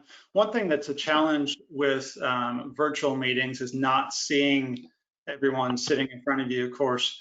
So let me just help everyone imagine the room as if we were in a typical RAB meeting in person. And I'll list those who are sitting up at the table, therefore representing their organization or themselves on the RAB. So from the community RAB members, we have Bill Gaines, Mark Henry, Arnie Lurich, Joe Maxwell, Ryan Mertz is not with us, Jerry Schmidt is with us, Dan Stock, Dave Wynn, and Kathy Wusterbarth. Rex Vaughn is with us, he's an alternate, but because Arnie Lurich and Joe Maxwell are here, we appreciate Rex's involvement, but he's not at the table. He would be sitting there attentively ready to join in at another meeting if he were in person. On the government RAB member portion of the table, we have Dave Gibson for the Air Force. Au Township is not represented tonight, District Health Department 2. We have Paneet Vich with Michigan Department of Health and Human Services, Beth Place as Michigan Department of Environment, Great Lakes and Energy, and Tim Cummings is representing Oscoda Township, Mike Munson, the Oscoda Wurtsmith Airport Authority, and Jesse Stunebeck representing the USDA Forest Service. So just to give a kind of a glance around the table, these next two portions of the agenda are really for those RAB members sitting there at the head table, I guess, that circular RAB table in your mind.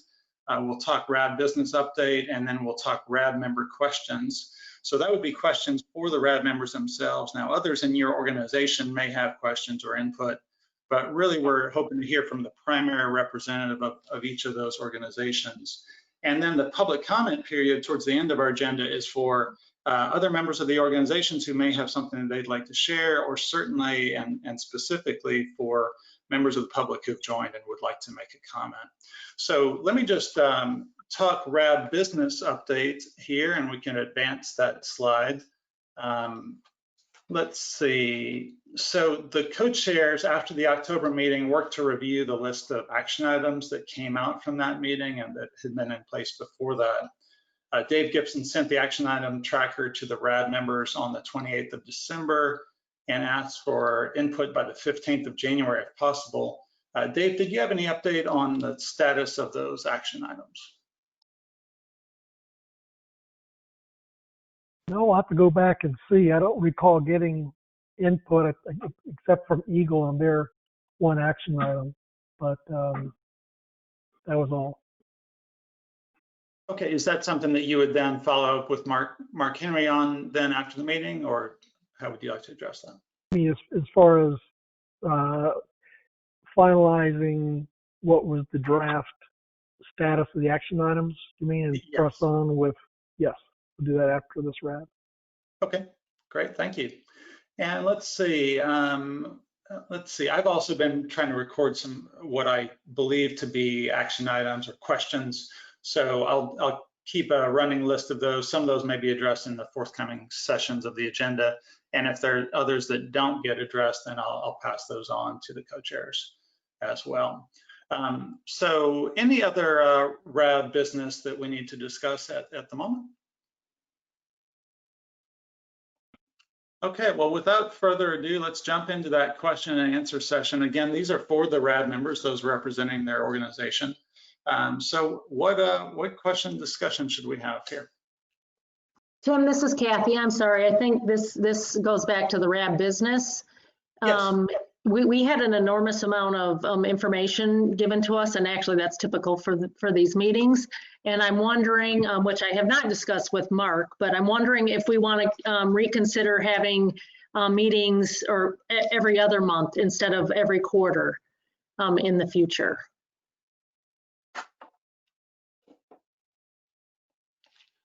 Okay. Any thought on that, Mark or Dave, as co-chairs?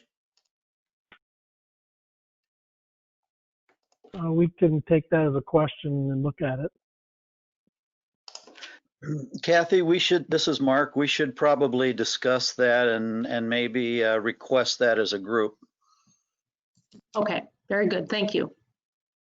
And Tim, this is Arnie. Yes. I would throw into the mix as an alternative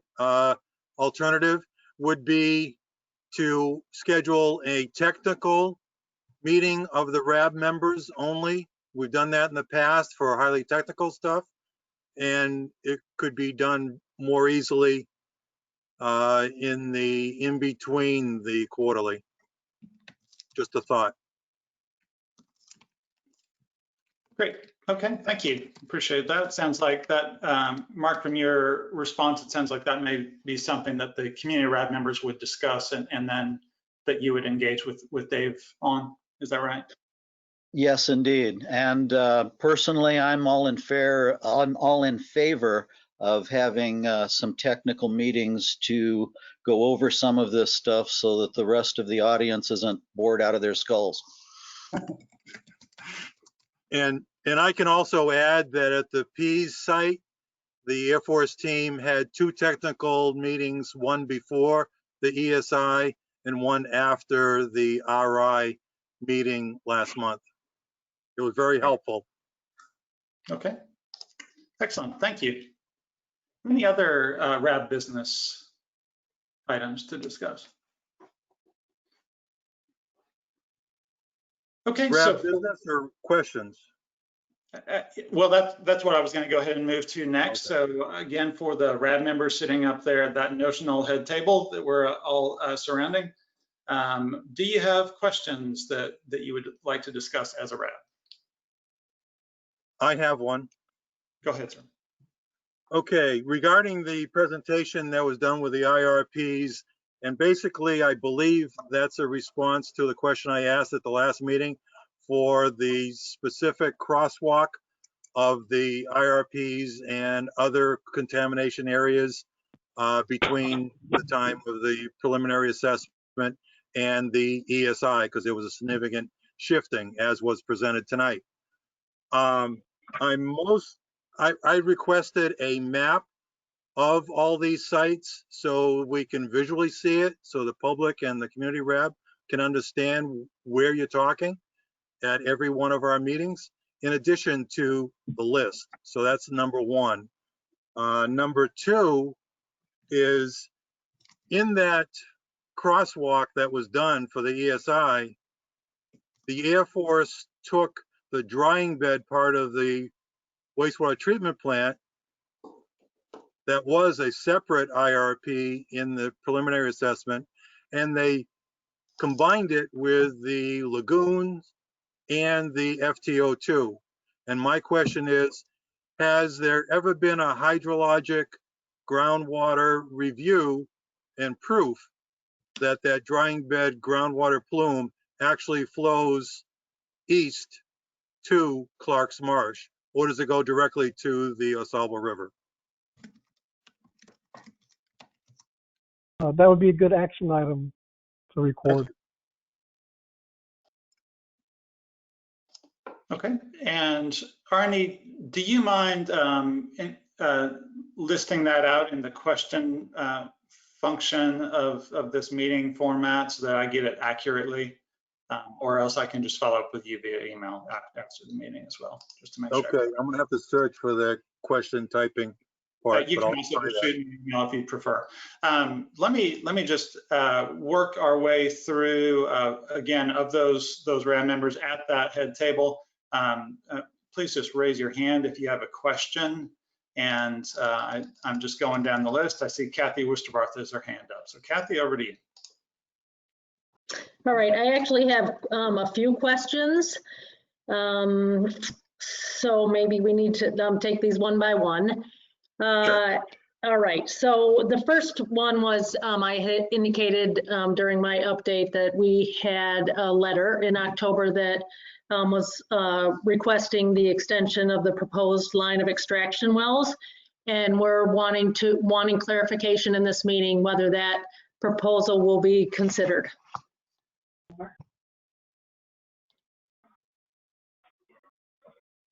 If the Air Force can answer that now. Yeah, the letter, I believe, said it would be considered, and you'll be seeing the proposed plan and the design for the IRA with what we end up doing. So it's 90% complete, is that my understanding that we were presented today? I believe that's what Paula said, yeah. Okay, so so it was considered and it will be included? It was considered, and we're still working on the final answer. Mm-hmm. Okay, so the next question that I have is Dave Wynn had asked about the considering the east side of the lake, and your answer broke up, I think, when you were trying to address that. And if you could clarify why is the Air Force not considering the east side in terms of remedial work? What would be best is for the CSM to continue review with Eagle, reviewing all the information that is there, and once we get through that information, be able to share any details with the RAB on what we are or are not doing. So, okay. David, sounds like your thought is to have continued interaction between the Air Force and Eagle, and then share the CSM or discuss the CSM after that's complete. Is that right? Correct. Okay, great. And Kathy, if you don't mind, do you mind if we just kind of go through one question at a time, just to make sure that everyone has a chance to pose some questions? Does that Sure. work? Also, so rotate out, because I do have two more questions. So. Okay, great. Thank you. Yeah, if you don't mind, I'll just see if anyone else on the list here, any other primary RAB members. Just moving down the list. And I see Mark Henry has his hand up. So go ahead, Mark. Hello. I had a question that is kind of a follow-up of a comment that I made to the expanded site investigation out specifically in the area of the fire training area. I had pointed out that one of the vertical aquifer sampling locations, BAS 12005, had 1,100 parts per trillion of PFAS that was found during the vertical aquifer sampling. And it doesn't appear that that area of the facility is being addressed by the interim remedial action, and it's a significant concentration. And I'm just wondering if that fell through the cracks.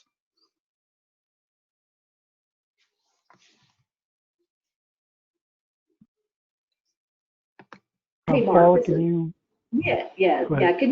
Can you repeat that, Mark? Where were you talking about with the vertical aquifer profiling sample? Okay, there was a vertical aquifer sampling location that would have been down gradient of OT16. It was called VAS 12005. And in my comments to the expanded site investigation report, I pointed out that this location had about 1,100 parts per trillion of PFAS.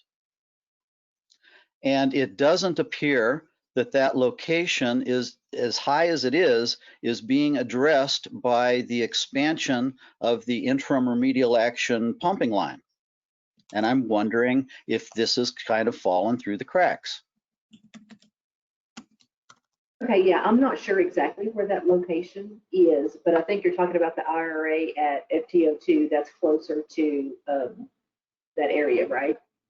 There were 3 vertical aquifer sampling locations that were right along the base boundary. There's a I gotcha. east-west, okay? I The gotcha. middle Yeah, I gotcha. 12005. Right, yeah. So those 3 vast locations, we have looked at those. And while that area is not being really addressed by the IRA, we are looking at that in the RI. One of the things that we looked at were those 3 samples are all right in a row, like you said, very close together, but there was only the one in the middle that had the really high concentrations. So that area is being looked at in the RI to confirm, and I don't hold me to this, but I believe we have a monitoring well, a permanent well in that area to confirm those vast locations, because that was a little suspect that all 3 of those were right there in a row and only one had the high concentration. So that area, you're right, that area is not included in the influence of the expanded IRA, but it is being addressed in the RI. Okay, that's good. Just remember that plumes at Wurtsmith are narrow and long. Great. All right. Well, thank you, Mark. And you may have some other questions there, but if you don't mind, I'll just kind of sequence through and see if others have their hand up, if that works. Other primary RAB members. So I see Bill Gaines has his hand up. Mr. Gaines, up to you. Yeah, in the discussion about the Ss57 site, and what I basically comes to my farm boy idea is fertilizer injections into water that's going to go into our streams. I wondered what specifically chemicals were being inserted. You just called it nitrogen. What's the composition and specific gravity of that? And why are we essentially putting fertilizer into the environmental remediation? And my understanding is that's not very friendly to lakes, which is where all of this is going to end up, as I see the water flow.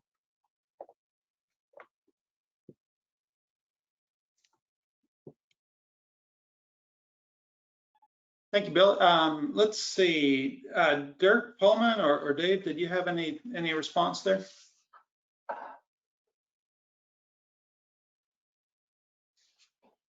Dirk, are you on the line? Yes, I am.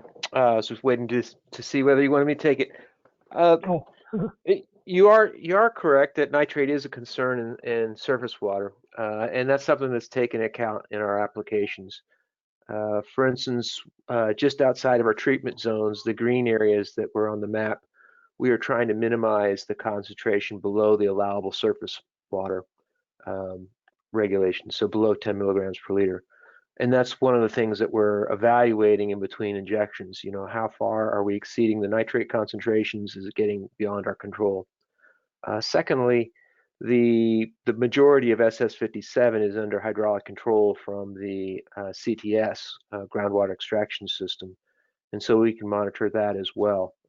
It's not something that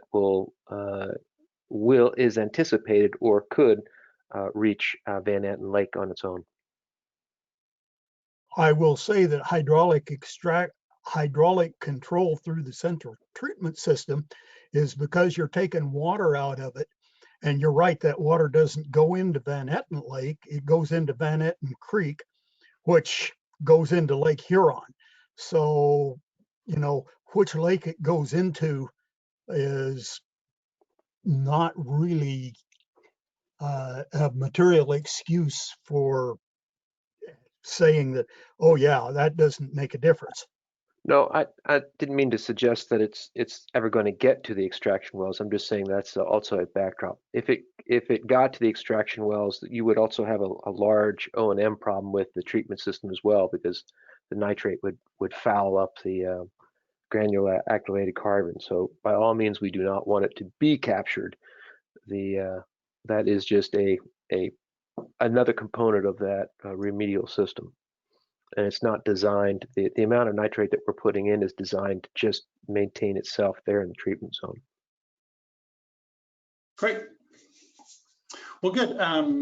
Bill, thank you for your question. And if you don't mind, I'm going to continue on to some other questions from those at this head table that are the primary RAB members right now, if that works for you. So let's move. I see Arnie Lurich has his hand up. Arnie, did you have a question? Okay, thank you. Shift gears just a quick second here. Regarding the budget that your team has requested for this fiscal year, and I was wondering, is Dan Medina or any of our congressionals on the line right now? Yes, Jake in Kildee's office is here. Okay. And Dan Medina's on. Arnie, hi, this is Dan. Okay, I'm on. Thank you. It's my, and this connects with Tim's statement that he asked about Congressman Kildee's 13.5 million and where is that and how much and so forth. But I'm going to add on, now we're into fiscal year 21 and the budget, DOD budget was passed about 4 weeks ago. And in there, it's my understanding, correct me, Jake, if I'm wrong, that there was a significant add-on for PFAS for BRAC. And in my estimation, it 3 times or maybe 4 times the total budget that you've had in the past fiscal years for authorized. So my question is, how much did your team request for consideration for this site for this fiscal year, which we're already 4 months into?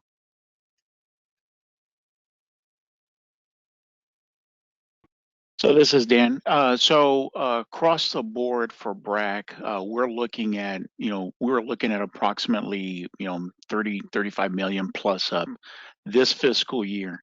And so, part of our challenge, this past year was obviously funding. We did get a plus up last year that we put quickly towards for PFAS work to deal with implementing the remedial investigation and the 2 interim remedial actions for Van Etten Lake and Clark's Marsh. So we're moving forward on that. We're right in the middle of looking at FY21 plus up and looking at where else we can, put that money towards all our installations where PFAS is an issue, to include Wurtsmith. So we are looking at that, Arnie, right now. We haven't come up with a final number yet on how much specifically for Wurtsmith. But as I said, the team has that challenge right now. We're going through that right now, but we are looking to address that. Well, that's good to hear, but black and white, if you could possibly communicate that with us and the congressman in the near future, because past years, 2 years ago, there was diverting of money, and actually $1 million was taken away from Wurtsmith landfill to pay for increased GAC swap out of the carbon at the central system, and it was because of blinding. And we're concerned because there's $200 million that was added, I think, to the budget. So we want to make sure we get our fair share. And Marty, this is Catherine Varley. That it would be for the active bases. I just moved from active side to BRAC side. Active bases got 200 million, 35 million for BRAC, sir. That's the add-on to the 50 million that you had as the president's budget. For FY21, Arnie, are you talking about for FY21? Catherine, and I were just talking about, we're looking at 35 million plus up for BRAC only. The other additional 200 million that was mentioned was for the active installations, not associated with BRAC. So there was a separation because we've, BRAC, as some may know or may not know, is, we fence that for BRAC installations, and that's done throughout Department of Defense. It's not just for Air Force. So yeah. Could I then add an AI that that Dan, you and the congressman office staff, Jake and myself, we kind of get together and put this on black and white so we understand it correctly, so we don't run into a situation like we did last April. Sure, absolutely. And we'll look to that for future RABs as well. Maybe not even just for the next RAB, but future RABs. You know, if we do have any plus ups in the program, we'll talk more specifics. We do have to be a little bit careful, just a little bit of caution, just when we talk numbers, because we obviously have to work through the acquisition process to put that funding under contract. So, we don't want to, necessarily, tip our hand on, exactly how much is out there, for contract purposes. But yes, we can certainly talk about that and where we're applying the plus ups and where it's going within the different installations. I mean, specifically for Wurtsmith. So, and by the way, Arnie, and just if I take this opportunity just real quick again, wanted to introduce Catherine Varley. Dr. Varley is joining the Wurtsmith PFAS team, or Wurtsmith team, for the Air Force. So I just wanted to introduce her to everyone, and I was going to do it a little bit later, but appreciate Catherine jumping in there. And this to help out Dave and me and the Wurtsmith team. So we've got another great person joining the team. Thanks. Yeah, terminologies like plus up, no one understands, so we've got to work on that. Thank you. Good. Well, thank you very much, Mr. Medina, for addressing that as well. And Arnie, you may have other questions. Let me just move on, and I'll come back to you if we have time in the Q&A session here, if you don't mind. So again, we'll continue around the table, this head table, with the primary RAB members, see what questions they have. Kathy, I see Kathy Westerbarth, a question maybe on your mind. I do, yeah. One of my other two questions. In regards to that question that Bob Delaney started to ask, so is the Air Force sampling the influent from the LF30 and 31 for PFAS? Hey, Kathy, it's Paula. Yeah, we are looking at that, and we're sampling. We have sampling scheduled for the landfill as part of the RI, another monitoring well effluent. And I believe during the SI, they actually sampled the effluent before it was discharged to groundwater. And if I recall, those numbers were, I know they were below the HAs. I don't remember the exact numbers, but I know they were fairly low in the SI. Okay, so I understand that the well field was not stopping the entire plume from reaching the YMCA beach. Has this been fixed?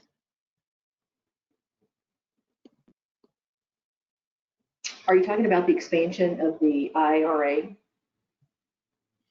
That Or I'm not sure in what well field you're relation talking in about. relation to that the landfill 30 and 31.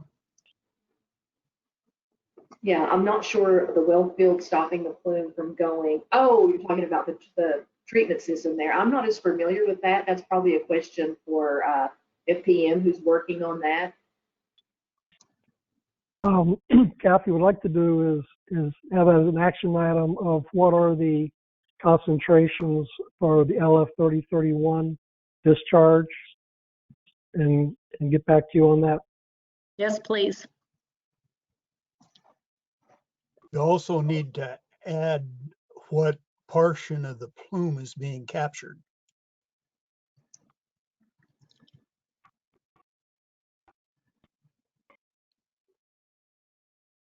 We'll do that. Great. And, All right. and also, can you add to that, not just the plume capturing, but what is the percent of the plume that's being captured? And it's sometimes called flux, PFAS flux. Flowing. So remember LF3031 right now, that's to address non-PFAS compounds, okay? What you're asking the Air Force to do is go in and whatever data you've been collecting for PFAS and LF3031, tell us about it. Is that correct? Or are you saying for the non-PFAS constituents, tell us how LF3031 is performing?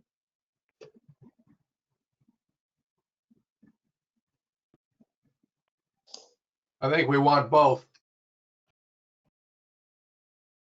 Okay, so so it may be that until we get through the RI data, we may not be able to tell you what's going on with PFAS.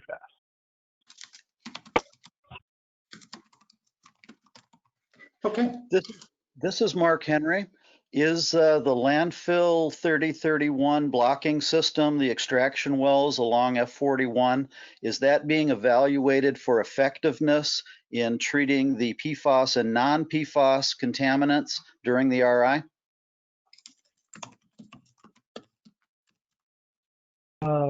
It would not be evaluated during the RI for non-PFAS because the RI is for PFAS, PFAS, PFOA. Okay, but I would think that if you're evaluating the effectiveness of the breakthrough of that line of wells right there, that PFAS, you would have the opportunity to evaluate the non-PFAS chemicals as well if they are breaking through your extraction system. Those are two different topics. So the RI will be addressing PFAS, PFOA, and the performance of the system at LF3031 for the contaminants of concern that were identified in the decision documents, that is being evaluated, yes. Thank you. Great. All right, thank you very much. I see Mr. Bill Gaines has his hand up. Bill? Something that I've not heard talked about in the RAB, and I thought about a day or so ago, the hangars and buildings that the Air Force turned over had fire suppression systems in them. I presume that those fire suppression systems had PFAS in them. What's been done, if anything, with removal or cleanup of those systems to prevent them adding to the problem in the future? Bill, I don't have an answer for you at this point. I know we're going back to the records to try to get that answer, so we're going to track it. That'll be an action item then. Yes. Yep. I'll capture it that way, Bill. Yes, sir.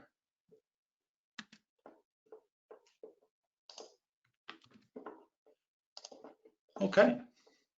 Well, thank you very much, Bill. Let me go back up to the top of the list and just work our way around this this head table again here as we go. Kathy Wisterbarth, a question from your standpoint. Yeah, so I just wanted to clarify. So the PFAS is being discharged into the groundwater through the wetland that we're talking about here?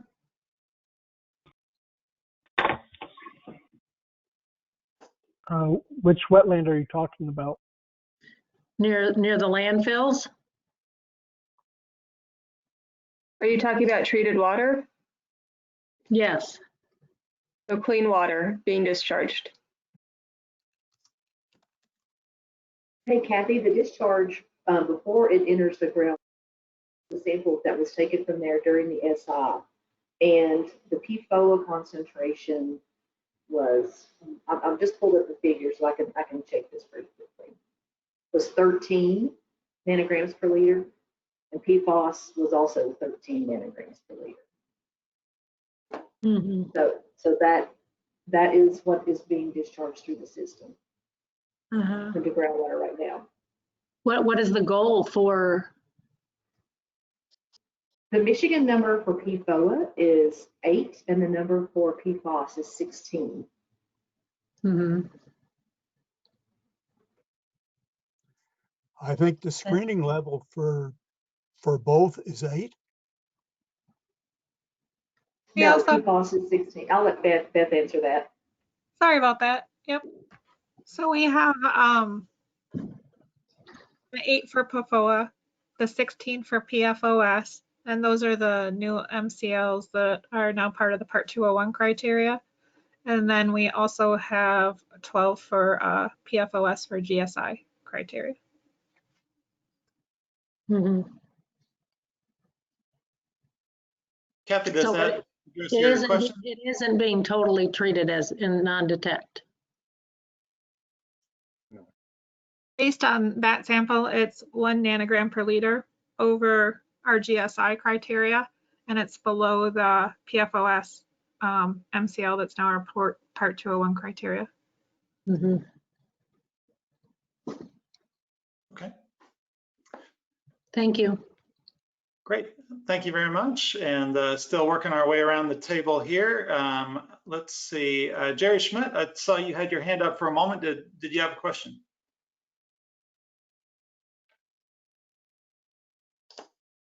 And Jerry Schmidt, are you with us? I think, okay, can you hear me now?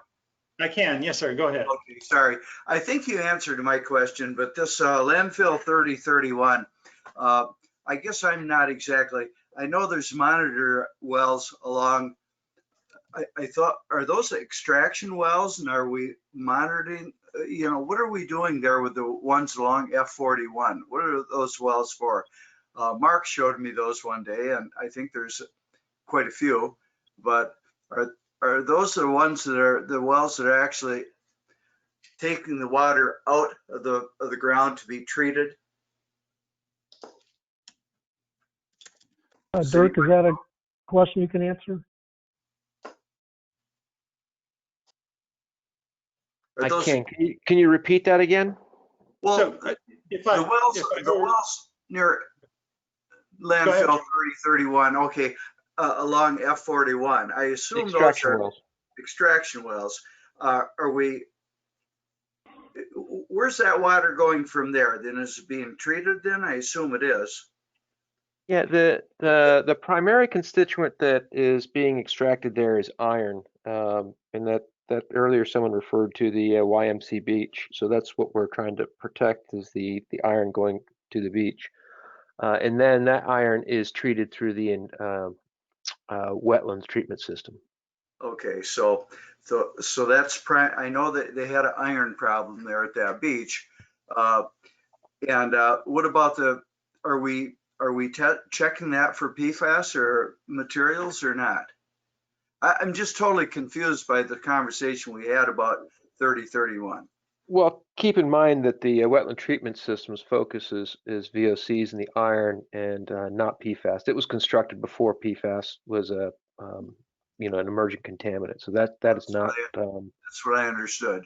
Okay. Yeah, that's not a focus of the wetlands. So we're not worrying about PFAS there then. Well, let me just jump in. So the legacy IRP work is not worried about PFAS. The RI for PFAS is looking at all sites across the base. So if there's PFAS on 3031, we'll be identifying that. And then as you progress on through the feasibility study, we'll be looking at, you know, what are the options for PFAS? What's the risk assessment show us? So right now, the RI is identifying, you know, the magnitude, scope, direction of PFAS throughout the base. But the work to comply with the decision document for 3031, the original, did not have PFOS, PFOA on the list of chemicals of concern. Okay. All right, but didn't I just hear there was 16 parts per trillion PFAS in something related to 3031, or was I? No, what happened during the ESI, the contractor went out and collected samples in various locations for the base. They did collect samples there for PFOS, PFOA. Mm-hmm. That was for the ESI. Okay. Now we're in the RI. Okay, thank you. All right, thank you very much. I appreciate it. Sorry to take up so much time with this. Well, this is Kathy again. This is Kathy Woosterbarth again. If I could continue that, please. So those are both, you know, the results were above the criteria of 13, right? That's what I heard, Kathy. I know you're not addressing that to me, but. And then there was only the one testing event that occurred for those results? Yes, Kathy, they sampled just once in the SI. Mm-hmm. And then wasn't the Air Force warned about the PFAS in that situation So, from Kathy, what do you from mean? the state? Were we warned about that? You were warned about the PFAS and the going into the wetlands from that. I don't know if we received something from Eagle, if that's what you mean. Mm-hmm. But that was the SI, and now we're in the RI. We're going to delineate. Mm-hmm. And then another question, is it a permitted discharge? Are you saying is LF 3031 have a permit to discharge from the system? Yes. I don't think there are any permits on base. There's criteria to meet, but it's not a NEPDES permit. Unless, Dirk, you want to expound upon that.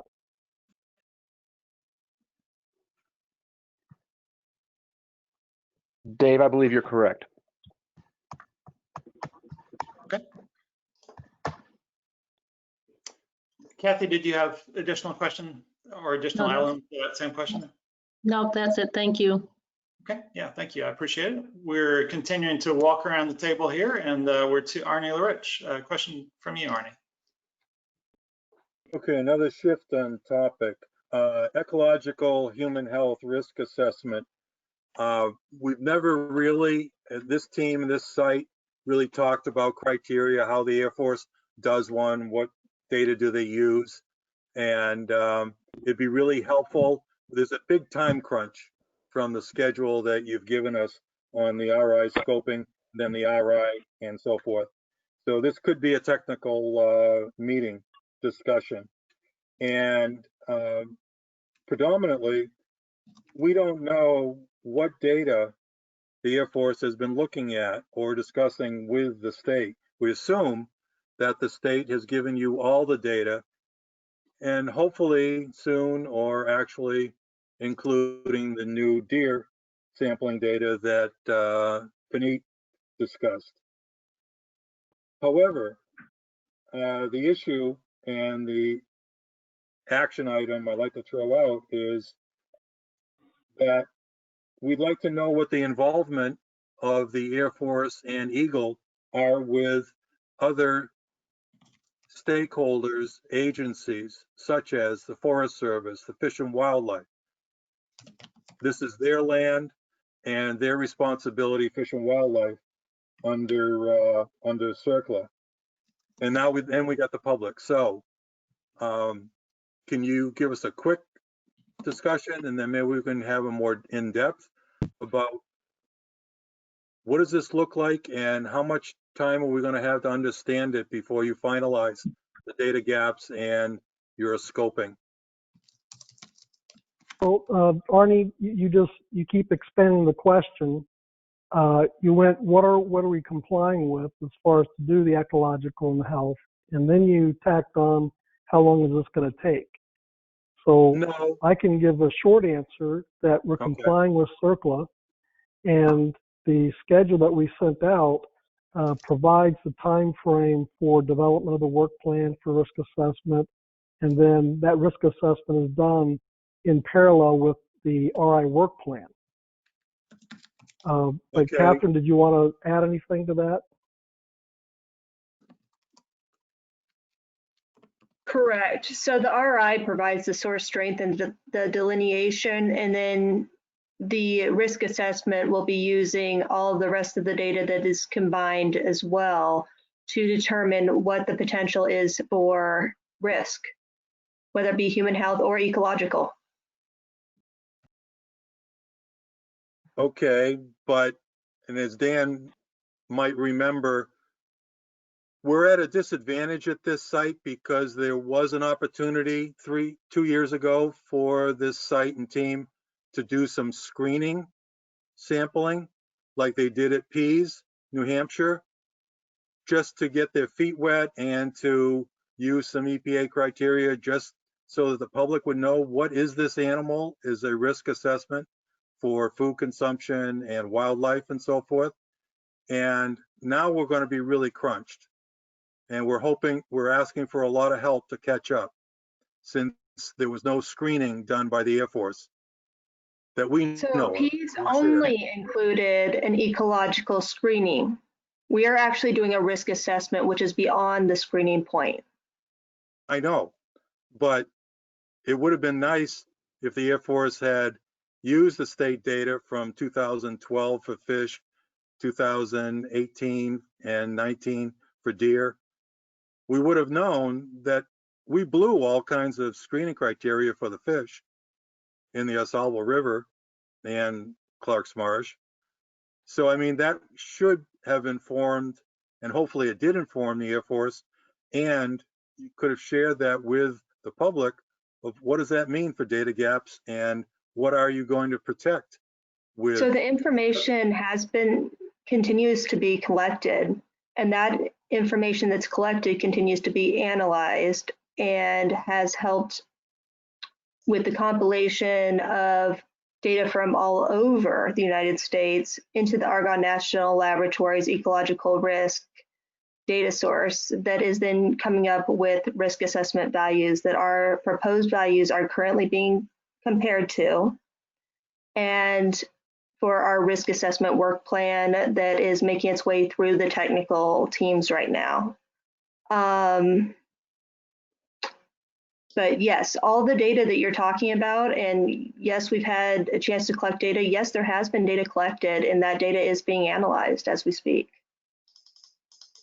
Can you share with us an example risk assessment, ecological, that have been done at another Air Force or another DOD? You know, they're ahead of schedule than we are, so that we can at least see it in the public, so we'll educate We are ourselves. leading the way with Wurtsmith. That's part of what I like about being brought onto this team.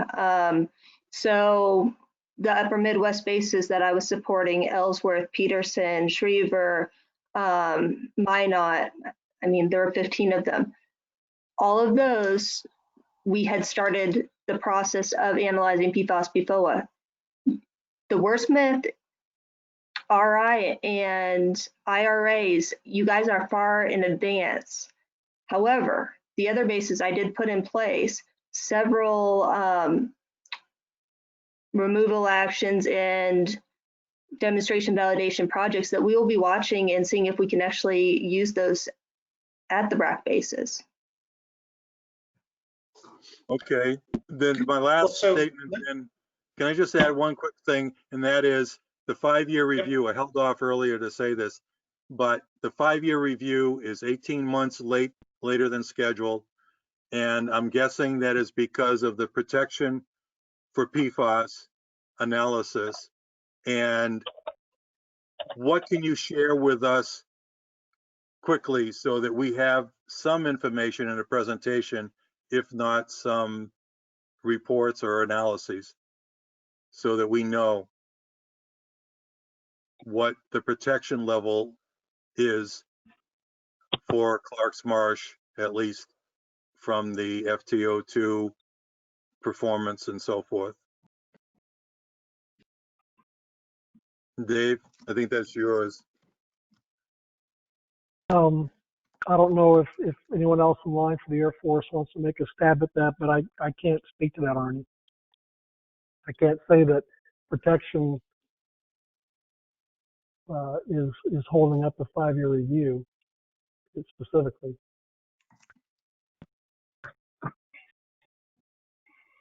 Okay.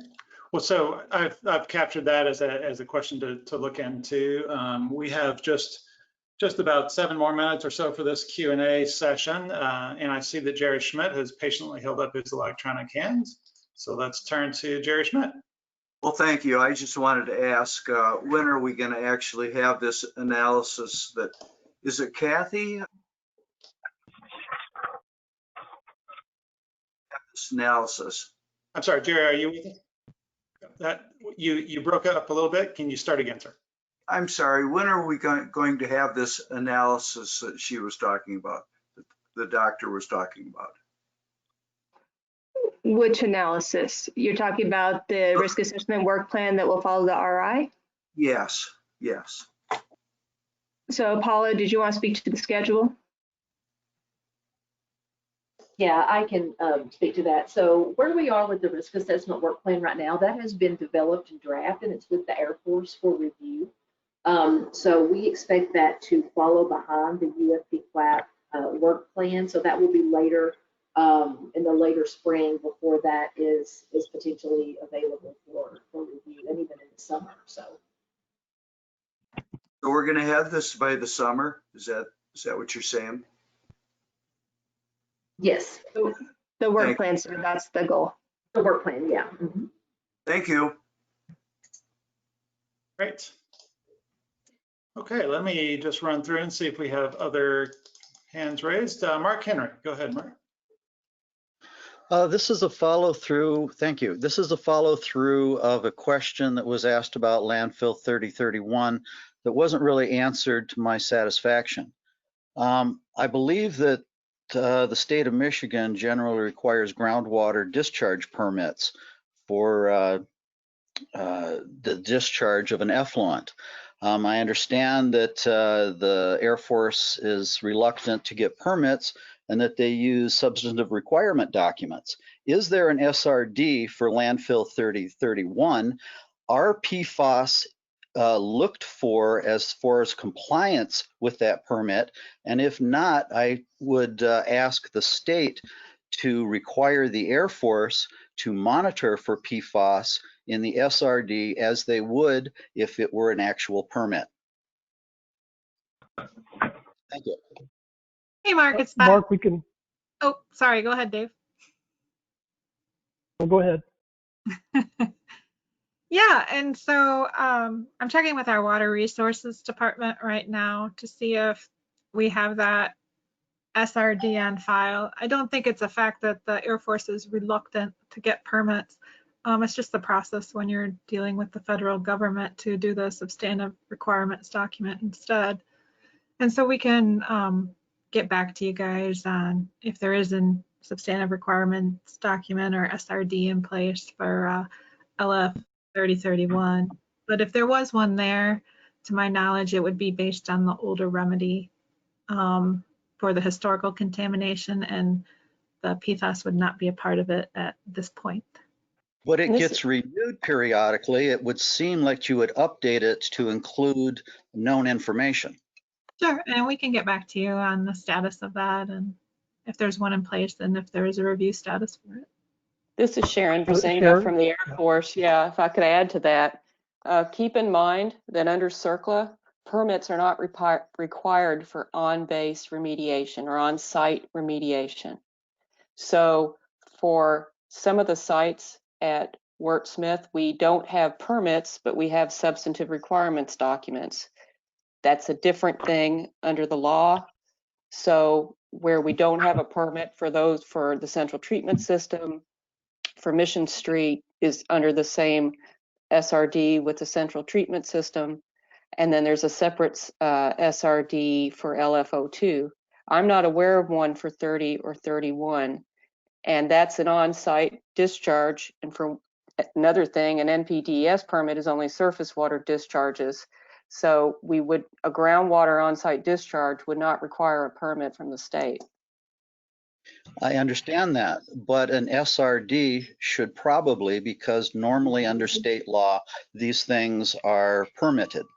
And because that area of discharge is not within the capture zone of landfill 3031 and that discharge goes directly to Van Etten Lake, it should probably be considered.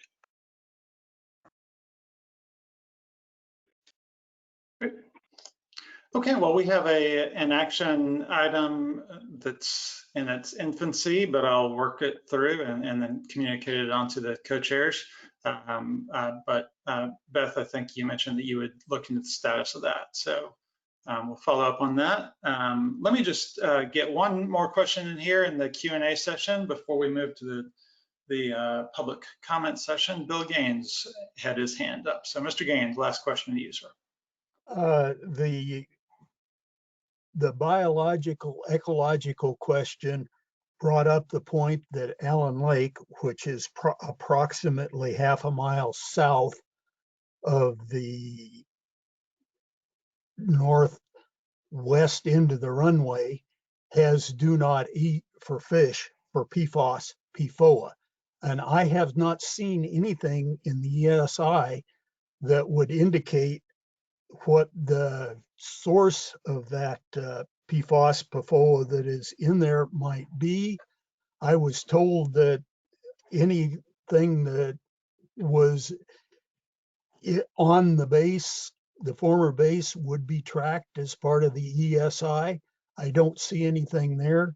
I don't know how anything could get into Allen Lake, PFOS, PFOA wise, that wasn't sourced from Wurtsmith.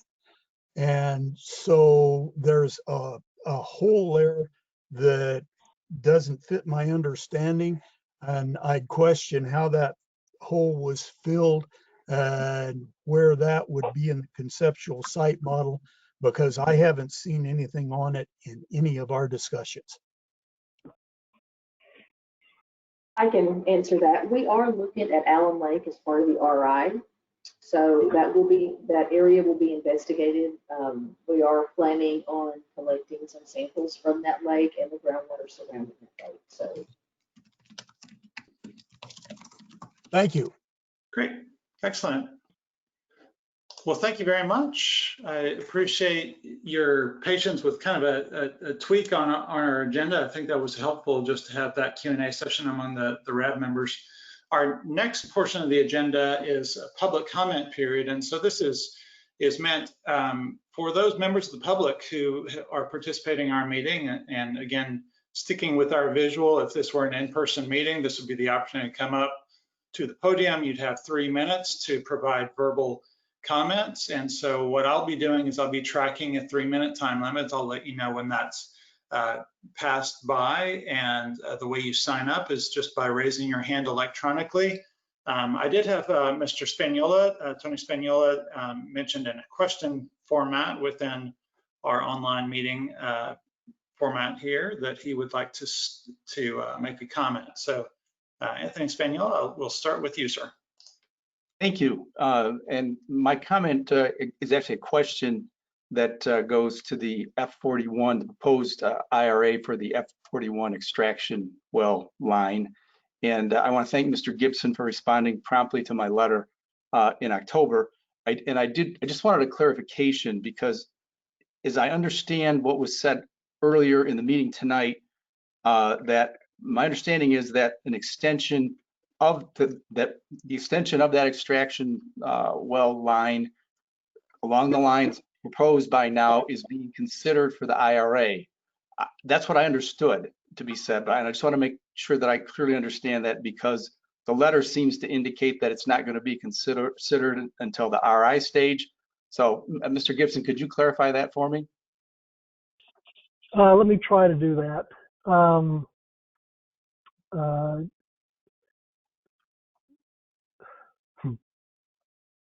We are trying to. Go ahead. That's something that we should be considering when we get into the feasibility study. Right now, the biggest thing that the IRAs are trying to do is to ensure capture. At least that's what I've read. Well, that's the whole point of our comment, that you're not capturing enough of the plume. So I don't understand that. Well, that goes back to an interim action to capture the hot spot, and then there's going to be an IRA that fully delineates PFOS, PFOA, and the risks, and then a feasibility study developing the long-term solution. So what you're saying is that the request to have this as part of the IRA has been turned down? I would like to finish the proposed plan before answering that question.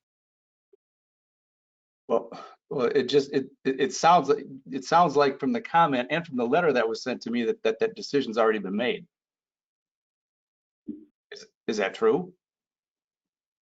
I would like to defer to the proposed plan after review with Eagle. Is that acceptable? Okay, I would just ask then, and I want to reiterate that it's important to the community that this extension be done now. That there was a reference in the letter to the fact that temporary VAS monitoring data was not going to be considered. And in speaking with our technical people, that is not an appropriate way to deal with a situation like this. And again, if I would just ask on behalf of the Now Group, which because it's our #1 priority, that this be done now.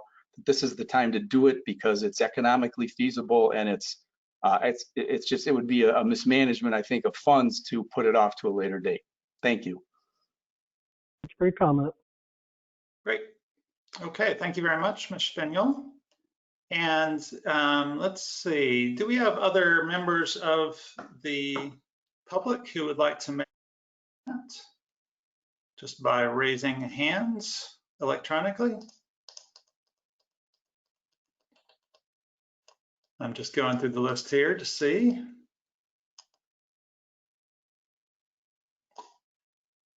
Okay, Arnie, I see you have your hand up. Let me go to Mr. Robert Delaney real quick, and then I'll come back to you, Arnie, if I could. So Bob Delaney, go ahead, sir. Hi, I just wanted to say to the Air Force that although it's plausible that your plumes have not gone under the lake, it's hard to imagine another source explaining the large plumes on the east side of the lake. And that I believe really is your responsibility to fully characterize the plume on the east side of Wurtsmith Air Force Base. The assumption that it all discharges into the lake is not proven, and it can be proven if you put the effort into it.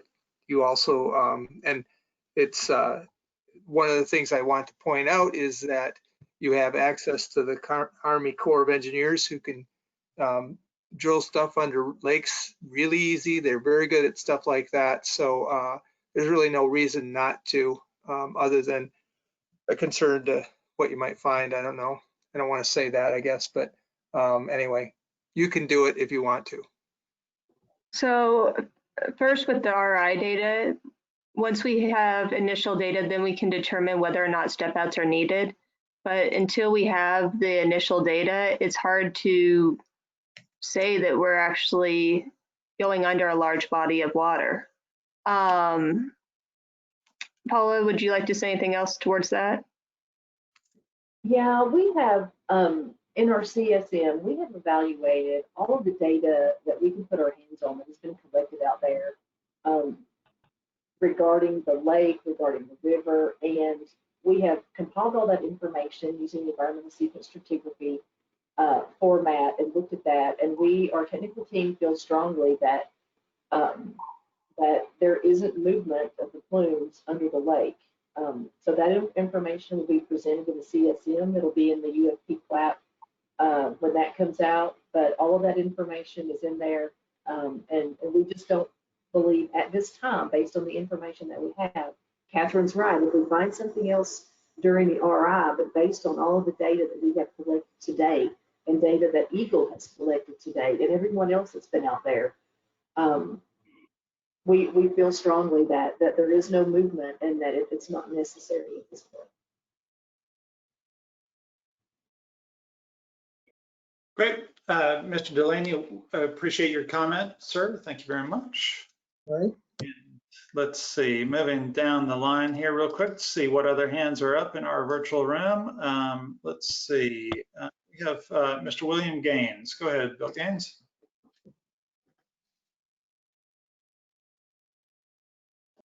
I'm sorry, I was just typing in a comment, but I can say that the members of the Oscoda community feel quite strongly that there is no other plausible explanation for the level and extent of the PFAS contamination on the east side of Van Etten Lake, and that there is nothing that I have seen from either the Air Force or from any Air Force contractors or from the Eagle study, and I have looked at them with the best geological eye that I have, and Mark Henry has made some suggestions about how it is plausible, even probable, and there certainly needs to be more investigation.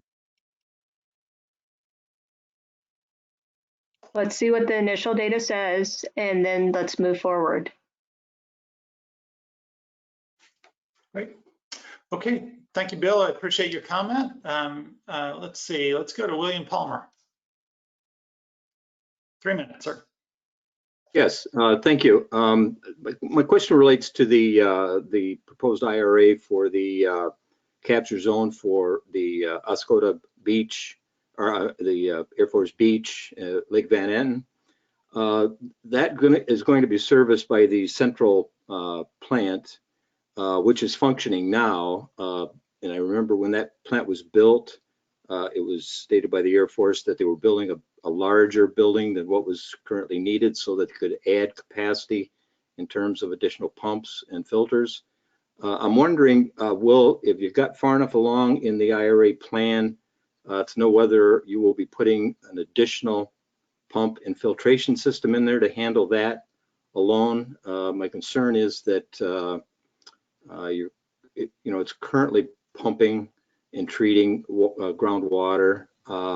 I would hate to see that lost and not have enough capacity to handle the entire plume that's flowing to Van Enten Lake. I'm just wondering if we're far enough along in the plan to know whether or not that's will be part of the plan. Yeah, and have you taken the tour of the central treatment system? Have you been in that building? I know a lot of the RAB members have. But yeah. There, if you recall, if you walk in on the left side, that whole side was open. So all of the treatment train that's currently there is on the right side. So we are going to build out that left side with a system that looks almost identical to the one on the right side. So it'll be a completely separate treatment train. And then we're also looking at a small addition to that building for some additional pre-treatment equipment. But it'll be a complete separate train on the other side. So what is pumping now will continue to pump on the other side. Okay, so the new pump and filter systems will be devoted to the Van Enten Lake extraction field. Yes. Okay, very good. And one other quick question, if I might. There was some discussion earlier, and I just want to make sure that I have the right understanding about the extraction wells that were along F41 relating to the landfill 30 and 31. My understanding was that those originally were put in to extract the VOC chemicals, and my understanding was those were done years and years ago before there was any knowledge of PFAS, and that they have been effective. And so now the only thing that's flowing through there is the iron. Am I correct in that?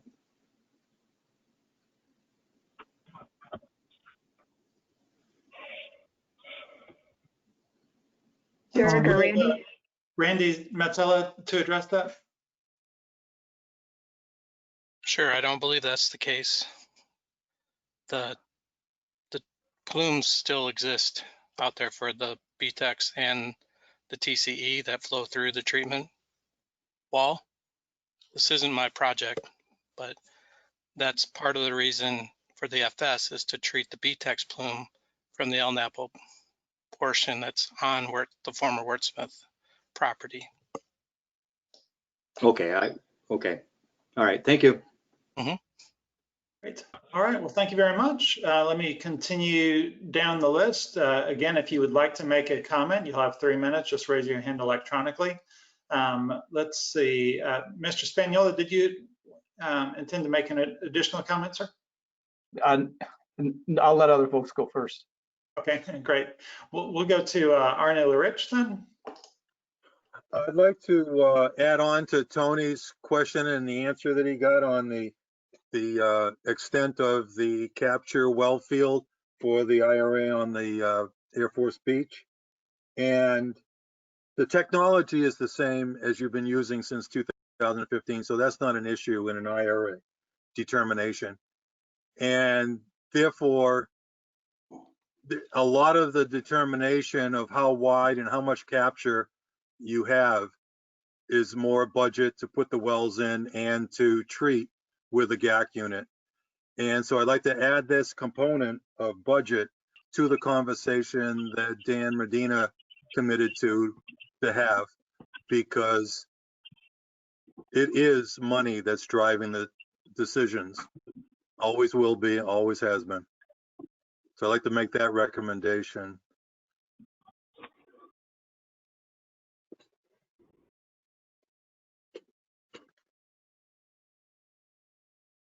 What was that recommendation? I didn't quite understand where you're going with that.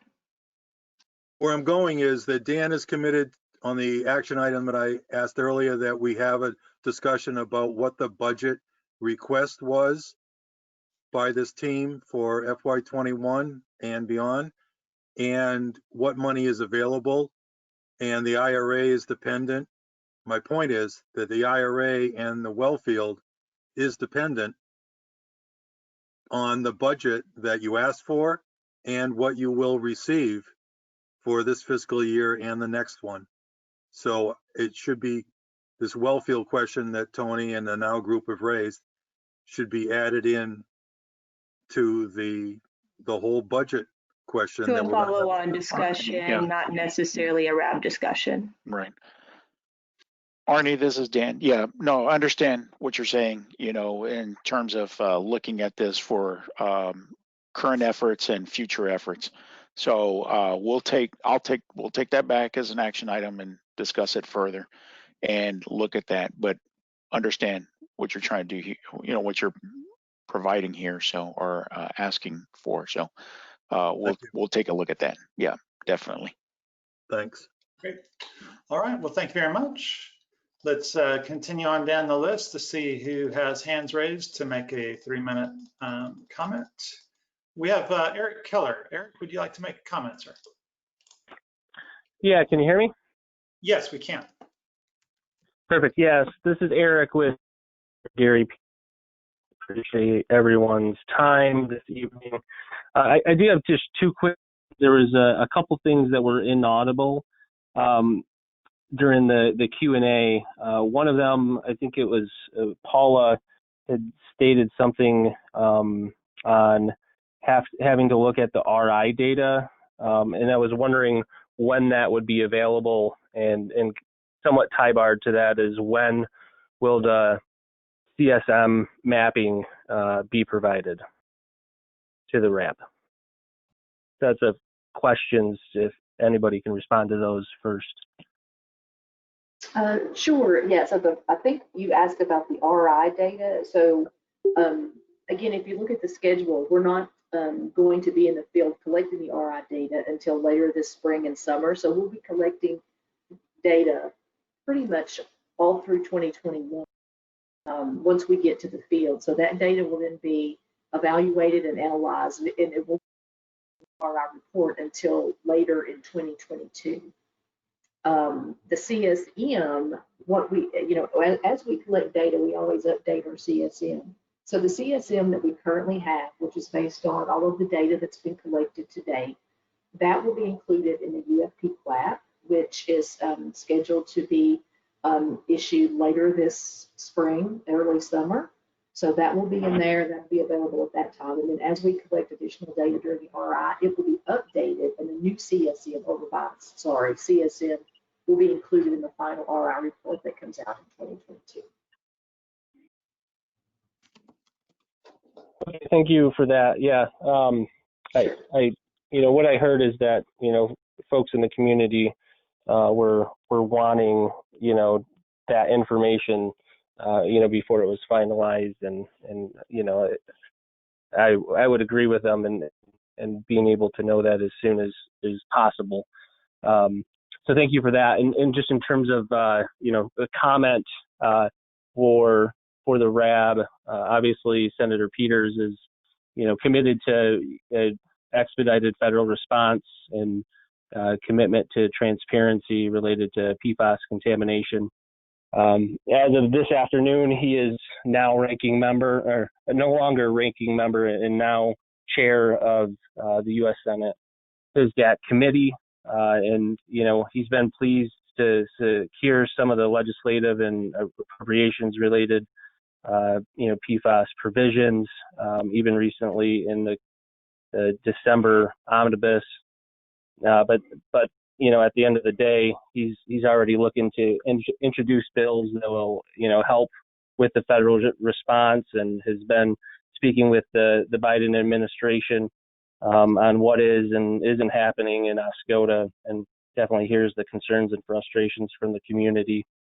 Actually, just yesterday, Senator Peters brought up Oscoda and the concerns from the community with the SecDef nominee hearing with General Austin, and to secure a commitment from General Austin, if he was confirmed, to further expedite DoD response efforts on that front. So those are my comments. Thank you. All right. Well, thank you very much, sir. We appreciate your comments there. Moving on down the line, we have about 10 or more minutes left in the public comment period portion of this agenda. Bob Delaney. Oh, my hand's still up, sorry. I'd just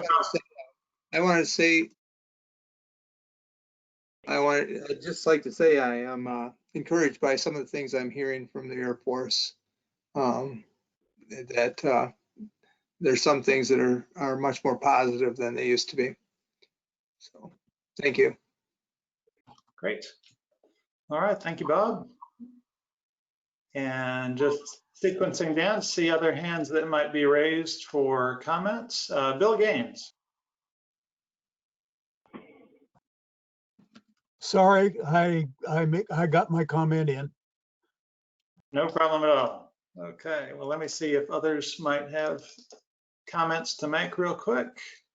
I see Anthony Spagnola has a hand up. Did you have a comment you'd like to make, sir? Sure. I just wanted to follow on the transparency discussion, and just to put it in the context of some other things here. And that's, we hear things about, there have been some troubling statements made tonight about particularly the east side of Van Etten Lake, and a very restrictive view of what the Air Force's, I think, responsibility is. We have concerns about things being left off of the site maps. And I think, as Eric Keller mentioned, Senator Peters brought up Oscoda in the confirmation hearing yesterday for the Secretary of Defense designate Austin. This is all happening because there's been a change in part, a change in the way that this RAB is operated vis-a-vis the one that was operated previously for the non-PFAS constituents. And it's just another thing that has undermined credibility, and I think unnecessarily. I think that it's not that difficult to share draft documents with the RAB. It's not going to be the end of the world if that happens. In fact, it'll help to engage this community. This community is very engaged, and it will produce work product that is far, far better than is being done in secret now. So I would encourage the Air Force to review its current position on the whole transparency thing, the meeting in secret, the kicking out of the township, the refusal to provide draft documents. I'd ask that you reconsider that. And if it's not a decision that you can make here, take it to your superiors. This community has been through a lot, and to leave it on the outside and in the dark is just the wrong thing to do. And I think that I'm confident that our champions in Washington, D.C. are not going to stand for that. And certainly, those of us in the community are going to continue to push to make this a better process for everybody involved. Thank you.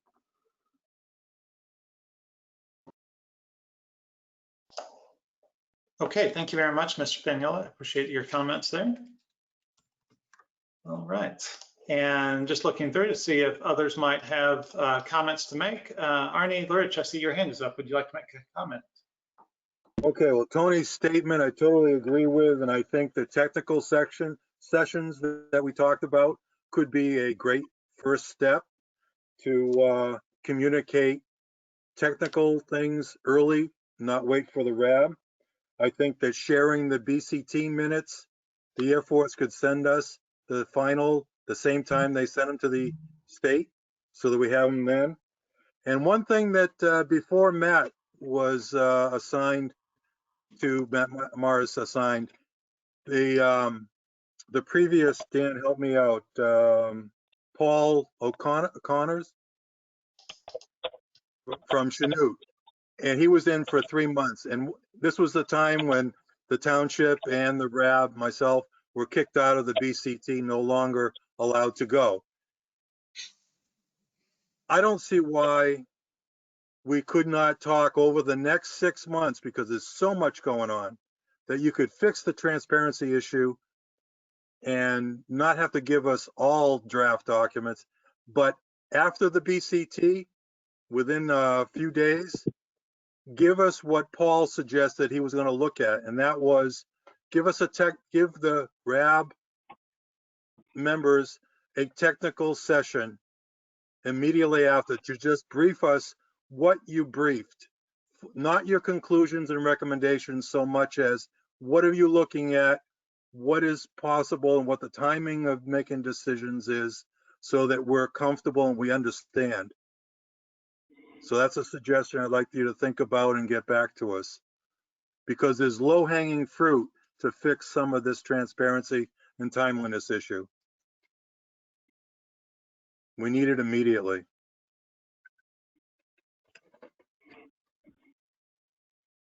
Okay, great. Thank you, Arnie. I appreciate your comment there. Any initial response to that, or comments that would like to be shared?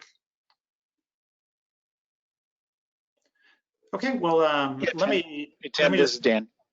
This is Dan. I'm sorry. Yeah, just so you know, we are always, we appreciate everyone's suggestions, and we take a look at that, and we certainly will look at,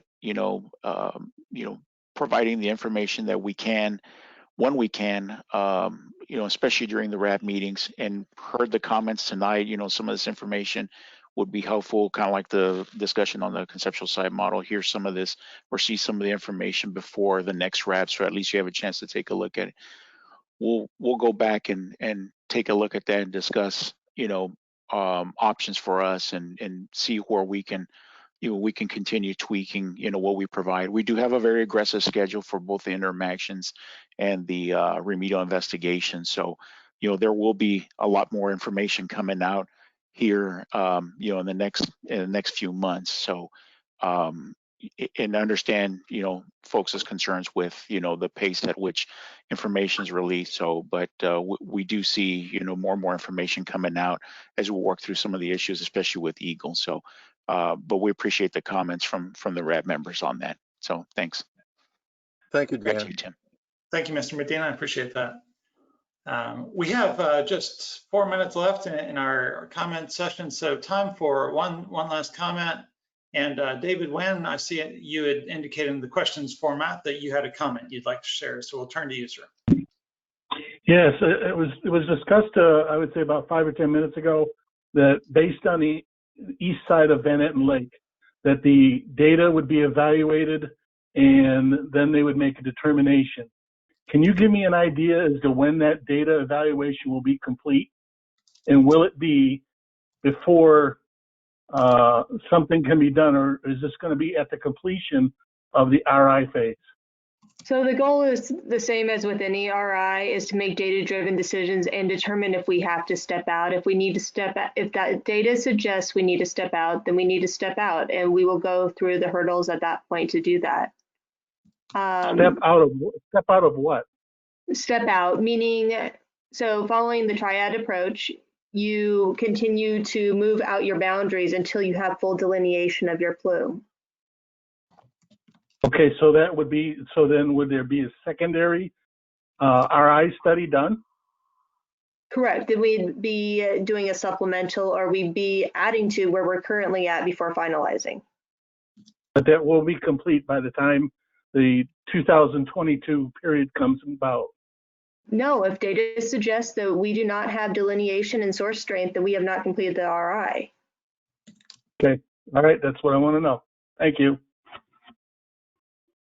So can I ask Tim, terminologies, we need to step back and start working on that again.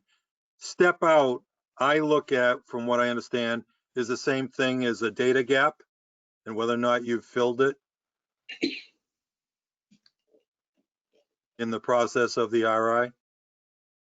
Correct. Do we have enough information to move on to a feasibility study and start looking at ways to address the plume, or do we not? If we don't, then we need to address those data gaps first. Okay, and this is not to you, but it's in general terminologies and the public and the RAB triad. I don't even know what that means. So maybe a little bit of help on maps, terminologies, that we work on that again. Tim, maybe you could look at what we did 3 years ago. It's very important. Great. Okay, well, so we are, I think, coming to the conclusion of our time here. I appreciate everyone's participation, and I want to make sure and provide some time to the co-chairs for closing remarks. Let me turn to Dave Gibson for any closing remarks that you might have. Dave? Thank you all for attending and your great participation and the good questions, and we'll be meeting again soon. Excellent. Thank you, Dave. And over to you, Mark Henry, for closing remarks from your standpoint. Well, thank you. It was a good meeting. I'm probably the only one here who wishes we could have more discussion, but this was good, and I hope it will lead to additional discussions, and I really hope that we have an opportunity to have some technical meetings with the regulators. Great. All right. Well, thank you, co-chairs. Thank you, RAB members, and thank you to staff of the agencies who are involved. You, especially to members of the public who've participated tonight as well. I appreciate your time and attention, and we are adjourned for the Wurtsmith RAB meeting tonight. Thank you. Thank you. Hey, Tim, can I ask you a question?